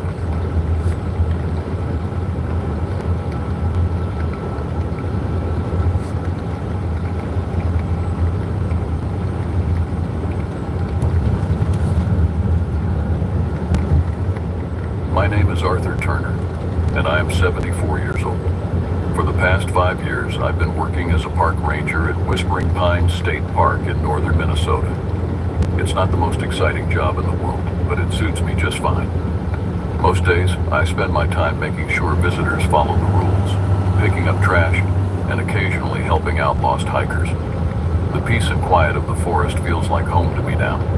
But there was one day about 2 years ago when something happened that shook me to my core. It's a story I've told very few people, partly because I'm not sure anyone would believe me, and partly because I'm still trying to make sense of it myself. It was early October, and the air had that crisp chill that heralds the coming of winter. The leaves were just starting to turn, painting the forest in a palette of reds, oranges, and golds. I was working the morning shift, which meant I was up before dawn, ready to start my rounds as the sun peeked over the horizon. Whispering Pines isn't one of those big famous national parks that draw tourists from all over the country. It's a smaller state-run affair, mostly frequented by locals who appreciate its quiet beauty and well-maintained trails. After 5 years on the job, I knew every inch of those woods like the back of my hand, or at least I thought I did. My first task that morning was to check the perimeter fence on the north side of the park. It was about a 2-mile hike from the ranger station, but I didn't mind. The walk gave me time to wake up properly and enjoy the crisp morning air. I had my thermos of coffee in one hand and my radio in the other, ready to call in if I found any damage or signs of trespassers. As I made my way along the fence line, a thick fog began to roll in. It wasn't unusual for this time of year, but it always made me a little uneasy. The way it muffled sounds and limited visibility, it was like walking through a world of cotton wool. I was about halfway through my inspection when I noticed something odd. A section of the fence, maybe 10 feet long, was completely mangled. It wasn't just broken or cut. It looked like something had torn through it with incredible force. The metal links were twisted and bent, and there were deep gouges in the wooden posts. I frowned, examining the damage more closely. This wasn't the work of any animal I knew. Bears could do some damage, sure, but this looked more like someone had taken a giant can opener to the fence, and it didn't look like typical vandalism either. There was something deliberate about it. I keyed my radio. "Hey Marge, you there?" Marge Olson, my colleague and closest friend at the park, responded almost immediately. "Morning, Arthur. What's up?" "I found some strange damage on the north fence. Looks like something tore right through it. Any reports of unusual activity or large animal sightings?" There was a pause before Marge replied. "Negative on both counts. You think it might be vandals?" I hesitated. "I'm not sure. It doesn't look quite right for that. I'm going to investigate a bit further. Might take me a while to get back." "Roger that, Arthur. Be careful out there and keep me posted." I clipped the radio back to my belt and took a deep breath. The sensible thing would have been to wait for backup, but curiosity got the better of me. I decided to follow the trail of destruction, hoping it would lead me to some answers. As I stepped through the mangled fence, I felt a shiver run down my spine. It was colder on this side, the fog thicker somehow. The usual sounds of the forest birdsong, rustling leaves, the occasional scurrying of small animals were conspicuously absent. The silence was oppressive, broken only by the soft crunch of leaves under my boots. I walked for about a quarter of a mile, following a trail of broken branches and disturbed earth. The fog made it difficult to see more than a few feet ahead, and more than once I nearly lost the trail. But then I stumbled into a small clearing, and what I saw there made my blood run cold. It was a campsite, or what remained of one. 2 tents lay in tatters, shredded beyond repair. Camping gear was strewn everywhere, sleeping bags, backpacks, cooking equipment, and there was blood. Not a lot, but enough to know that someone had been hurt. My heart was pounding now, a mix of fear and adrenaline coursing through my veins. I scanned the area, looking for any sign of the campers, but the clearing was deserted. With shaking hands, I reached for my radio again. "Marge, I found something. A campsite, completely destroyed. There's blood." Marge's voice came back, tight with concern. "Jesus, Arthur. Are there any victims? Do you need me to call for backup?" I took another look around the clearing. No sign of anyone yet. Let me check for clues before we call this in. Might be nothing. "Arthur, this doesn't sound like nothing. Be careful, okay?" I promised I would, and started to examine the campsite more closely. The tents were beyond saving, but I managed to find a backpack that was mostly intact. Inside was a map of the park, some energy bars, and a wallet. The ID inside belonged to a Mark Jensen from Minneapolis. I made a mental note of the name, thinking we'd need to contact his family. As I was zipping up the backpack, something caught my eye. At the edge of the clearing, barely visible in the fog, was a set of tracks leading deeper into the woods. They were unlike anything I'd ever seen before, too large to be human, but clearly bipedal. Each print was nearly 2 feet long, with what looked like claw marks at the ends of elongated toes.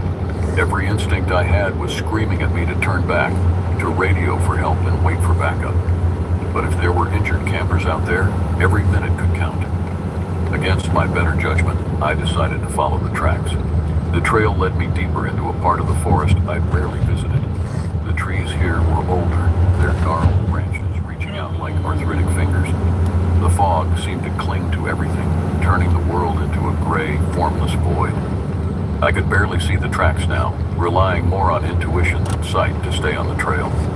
I'm not sure how long I walked. Time seemed to lose all meaning in that mist-shrouded forest, but eventually I emerged into another clearing, smaller than the first. In the center stood an enormous oak tree, its trunk easily 10 feet in diameter. The tree looked ancient, its bark gnarled and twisted into shapes that almost resembled faces. At the base of the tree, I found more blood and what looked like scraps of torn clothing. My heart was pounding so hard I could feel it in my throat. I moved closer to the tree, my flashlight beam cutting through the fog. That's when I saw it. Crouched at the base of the tree was something. At first glance it looked almost human, but as my eyes adjusted, I realized how wrong that initial impression was. The thing was tall, impossibly tall, its limbs too long and jointed in all the wrong places. Its skin was a mottled gray, like the bark of a dead tree, and seemed to shift and ripple as if it couldn't quite decide on a solid form. But it was the eyes that terrified me. They were huge, taking up its face, and so dark they seemed to absorb the light from my flashlight. As those eyes locked onto mine, I felt a chill that went beyond mere physical cold. It was as if something fundamental had been taken from me, some essential part of my humanity stripped away. For what felt like an eternity, we just stared at each other. Then, faster than I could blink, it moved. One moment it was crouched by the tree, the next it was gone, disappearing into the forest with a speed that defied belief. The fog seemed to swallow it up, leaving no trace behind. I stood there, rooted to the spot, my mind struggling to process what I'd just seen. It was impossible. It had to be impossible. And yet I knew with a bone-deep certainty that it had been real. My radio crackled to life, making me jump. Arthur? Arthur, come in. You've been silent for over an hour. What's going on? With trembling hands, I raised the radio to my mouth. Marge, I saw something. I don't know what it was, but it wasn't natural.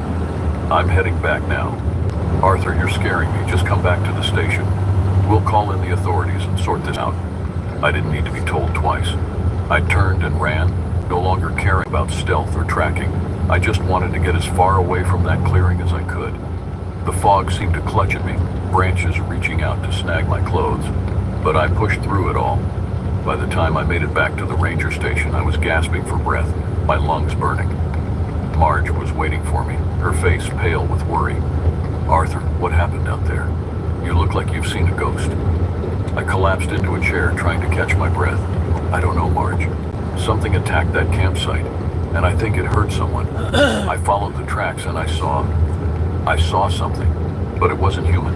It couldn't have been human. Marge's expression was a mix of concern and disbelief. We need to call this in, Arthur, now. The next few hours passed in a blur. We reported the incident to the local sheriff's department, who organized a search team to investigate.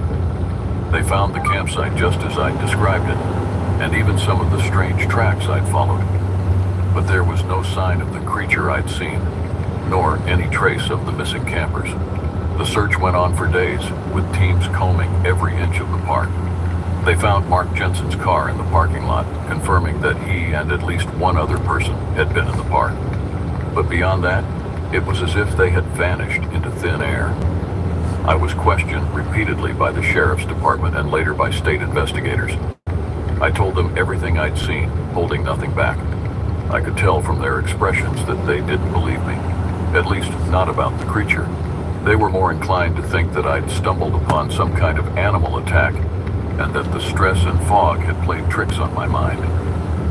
After a week of fruitless searching, the official investigation was scaled back. The incident was classified as a missing persons case, with animal attack listed as a possible cause. Whispering Pines was closed to the public pending a full review of safety protocols. In the weeks that followed, I found myself struggling to come to terms with what had happened. I replayed the events of that day over and over in my mind, trying to make sense of something that defied all logic. Had I really seen what I thought I saw?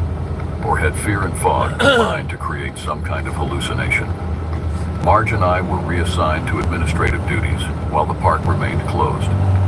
One evening, about a month after the incident, we were having a drink at O'Malley's, the local bar where most of the park staff hung out.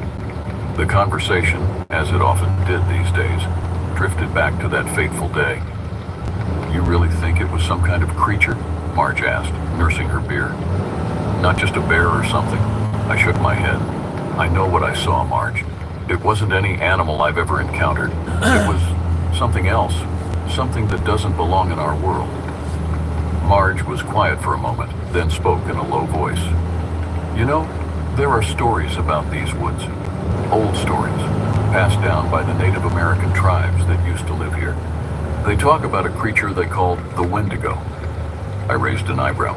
Wendigo? Isn't that some kind of cannibal spirit? She nodded. In some versions, yeah, but in others it's described as a malevolent spirit of the forest. Tall, gaunt, with eyes that can steal a person's soul. Sound familiar?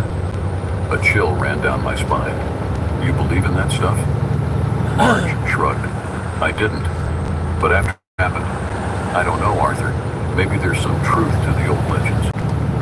The idea of the Wendigo stuck with me, and over the next few weeks, I found myself researching Native American folklore whenever I had the chance. The stories varied, but they all described a similar creature. Tall, otherworldly, and terrifying.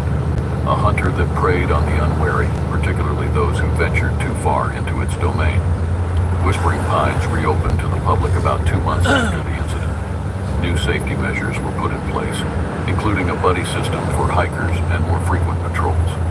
Marge and I were back on regular duty, but things were never quite the same.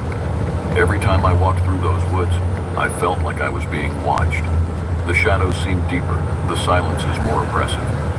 I never saw the creature again, but the memory of those dark, soul-piercing eyes haunted my dreams. As the years passed, the incident faded from public memory. The case of the missing campers remained unsolved, just another mystery to be speculated about around campfires. But for those of us who were there, who saw the aftermath and felt the lingering presence of something ancient and malevolent, the forest would never be the same.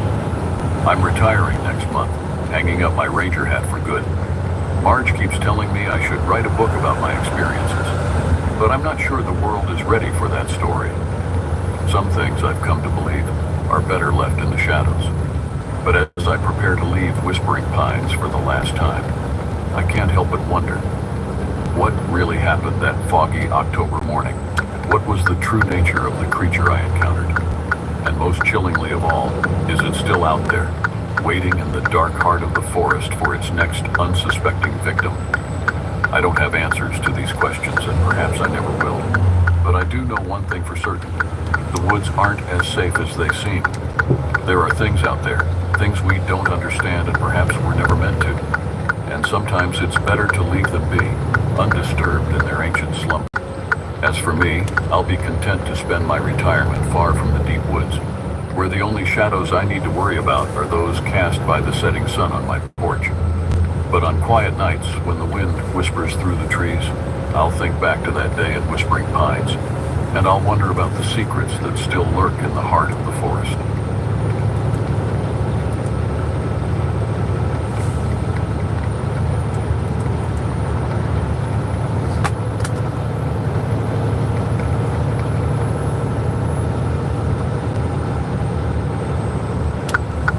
My name is George Mitchell, and I am 63 years old. This is the story of an event that changed my life forever, an encounter that occurred in September of 1994. I've spent the better part of my life working as a park ranger, a career that began in a modest patch of forest, and eventually led me to the vast expanse of Olympic National Park in the Pacific Northwest. It's a rugged territory, filled with dense, untouched forest, perfect for someone who craves a bit of solitude. Most of what we do as rangers involves light patrols, campsite maintenance, and the occasional bit of search and rescue when hikers get a bit too ambitious and lose their way. It's not glamorous work, but it's honest and rewarding. There's something about being out there, surrounded by nature in its purest form, that speaks to the soul. The crisp air, the rustling leaves, the distant call of birds. It's a symphony of life that can't be replicated anywhere else. That fateful autumn morning started like any other. I woke early, as was my habit, to the sound of raindrops pattering against the roof of my cabin. The air was thick with the scent of damp earth and pine, a smell I'd come to associate with home. I went through my morning routine mechanically. A quick shower, a hearty breakfast of oatmeal and strong coffee, and a final check of my gear. It was during this last task that the call came in from dispatch. "Mitchell," the voice crackled over the radio, "we've got a situation. A group of teenagers went out on an unapproved overnight hike and failed to return on schedule." My heart sank. It wasn't an uncommon occurrence, but it never got easier. Each time you hoped for the best, but prepared for the worst. "How long have they been out?" I asked, already reaching for my pack. "They've been due back for 2 days now. No contact since they ventured in 3 days ago." I nodded to myself. Cell signal is a fickle thing deep in the woods, so after initial contact is lost, We typically give them a couple of days in case they've just run into delays. But after waiting it out, it was time to go in. "I'm on it," I responded. "Who's my partner for this one?" "Cooper," came the reply. "He's already been briefed and is heading your way." Ben Cooper, a seasoned ranger and one of the best in the business. If anyone could help me find these kids, it was Ben. I felt a small surge of relief knowing he'd be by my side for this operation. As I waited for Ben to arrive, I double-checked my gear. Standard equipment for a search and rescue, emergency supplies, first aid kit, radio, extra batteries, water purification tablets, high-energy rations, and a topographical map of the area. I also packed a rifle, more for animal encounters than anything else. Even back then, I felt uneasy about carrying it. There was something about bringing a weapon into that pristine wilderness that felt wrong. But it was protocol, and easier to hike with it than get in trouble for not following procedure. Ben arrived just as I was shouldering my pack. He was a tall, lean man with a weather-beaten face that spoke of years spent in the outdoors. His eyes, a startling blue, were sharp and alert as they met mine. "Ready to go find some wayward teens?" he asked, a hint of a smile playing at the corners of his mouth. I nodded, trying to match his light tone. "Let's hope they're just having too much fun to remember to check in." We both knew the reality could be far grimmer, but neither of us voiced those thoughts. In this job, optimism wasn't just a comfort, it was a necessity. As we set out, the mist was just beginning to lift from the forest floor, revealing the vibrant greens and rich browns of the woodland. The trail ahead of us disappeared into a sea of towering trees, their branches forming a cathedral-like canopy overhead. It was beautiful, awe-inspiring, and just a little bit terrifying. Little did I know as we took our first steps into the wilderness that this search would lead us into the heart of a mystery that would haunt me for the rest of my life. The first day of our search was uneventful, almost frustratingly so. We moved fast, staying light on our feet and covering as much ground as possible. Our plan was to cover the known route first, then begin a grid search in the areas where the teenagers were more likely to have strayed. As we hiked, Ben filled me in on more details about the missing group. There were 4 of them, 2 boys and 2 girls, all aged between 16 and 17. They were local kids, which was both a blessing and a curse. On one hand, they had some familiarity with the area. On the other, that familiarity might have bred overconfidence. Their parents mentioned they were headed to the present.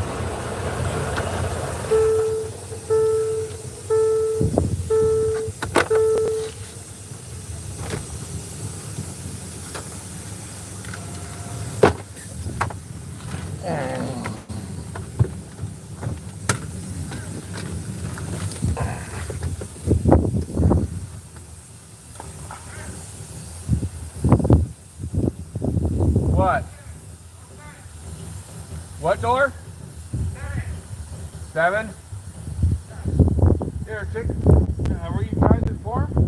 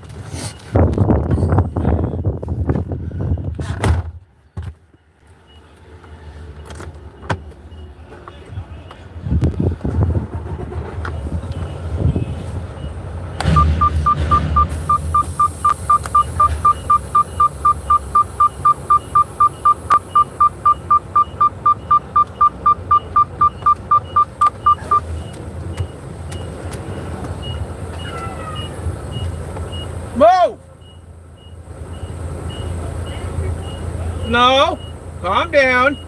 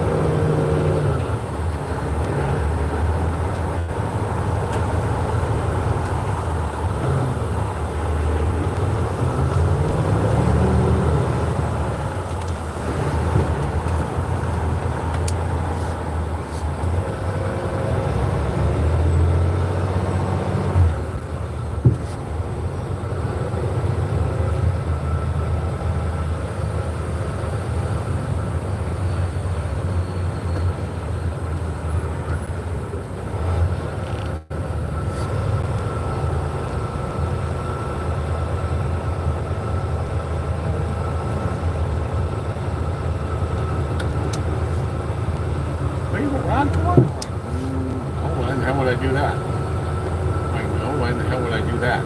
Honestly. Why in the hell would I want to do that?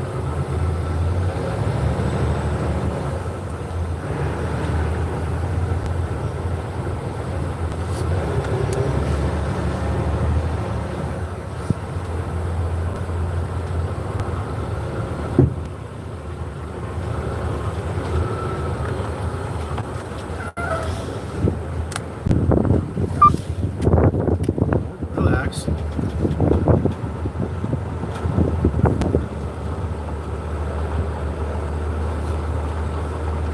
Calm down, Turbo. I've got this.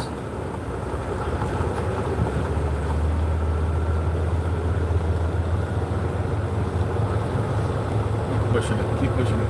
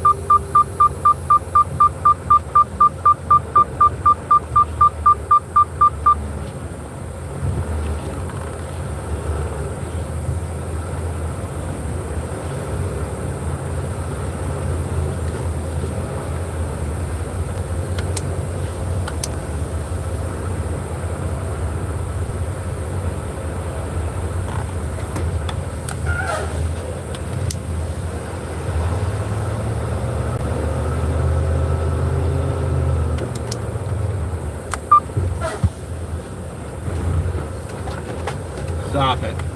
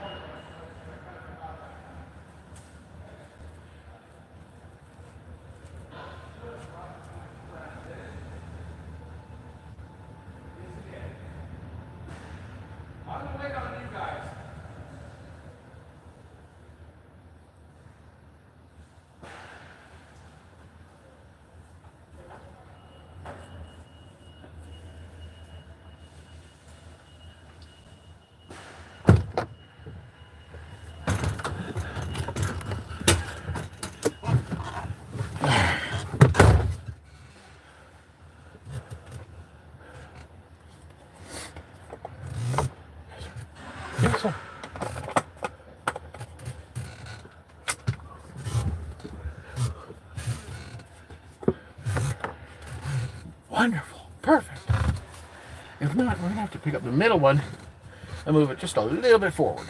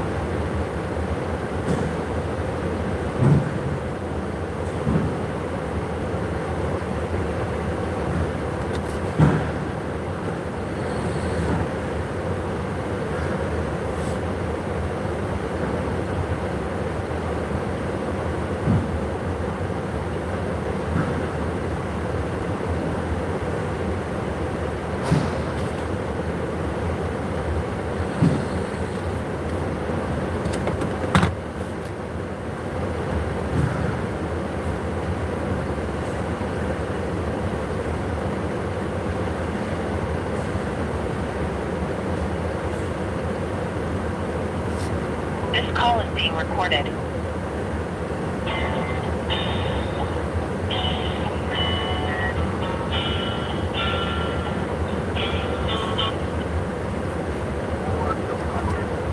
Hey, Brandon, how you doing?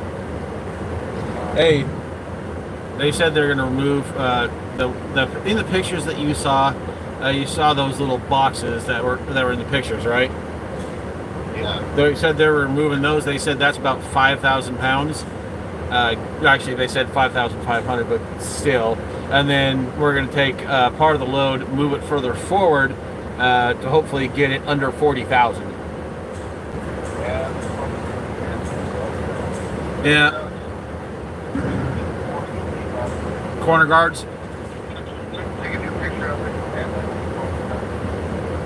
Yep. Yeah, because the broker wants to be stingy about that. I got it. I mean, I can't call them assholes or pricks because that's not accurate. But I can call them stingy because that is accurate. But anyways, yeah, I can take pictures of it when it's closed. Not a problem. Alright, and I'm going to be sitting here watching this suspension gauge, and I also looked on the maps, and it looks like there's a scale that's a lot closer, like a few miles down the road. Looks like there's a cat scale just a few miles down the road. I should have went to that one first, but didn't realize that one was there. But after done with that, and assuming the weights are correct, I can get somewhat down the road and then call it quits for the day. Because I'm kind of almost screwed on the clock. Anyways, but depending on how much longer they take, whatever. Anyways, I'll keep you informed. Okay, man. Alright, thanks, Brandon. Bye.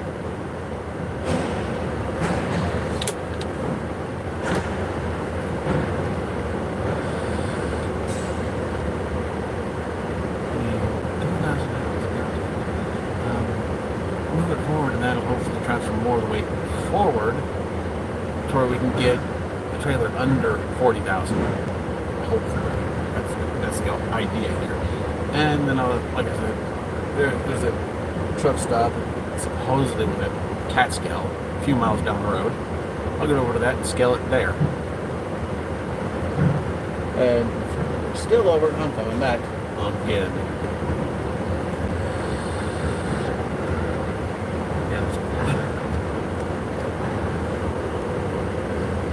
No one's watching. No one's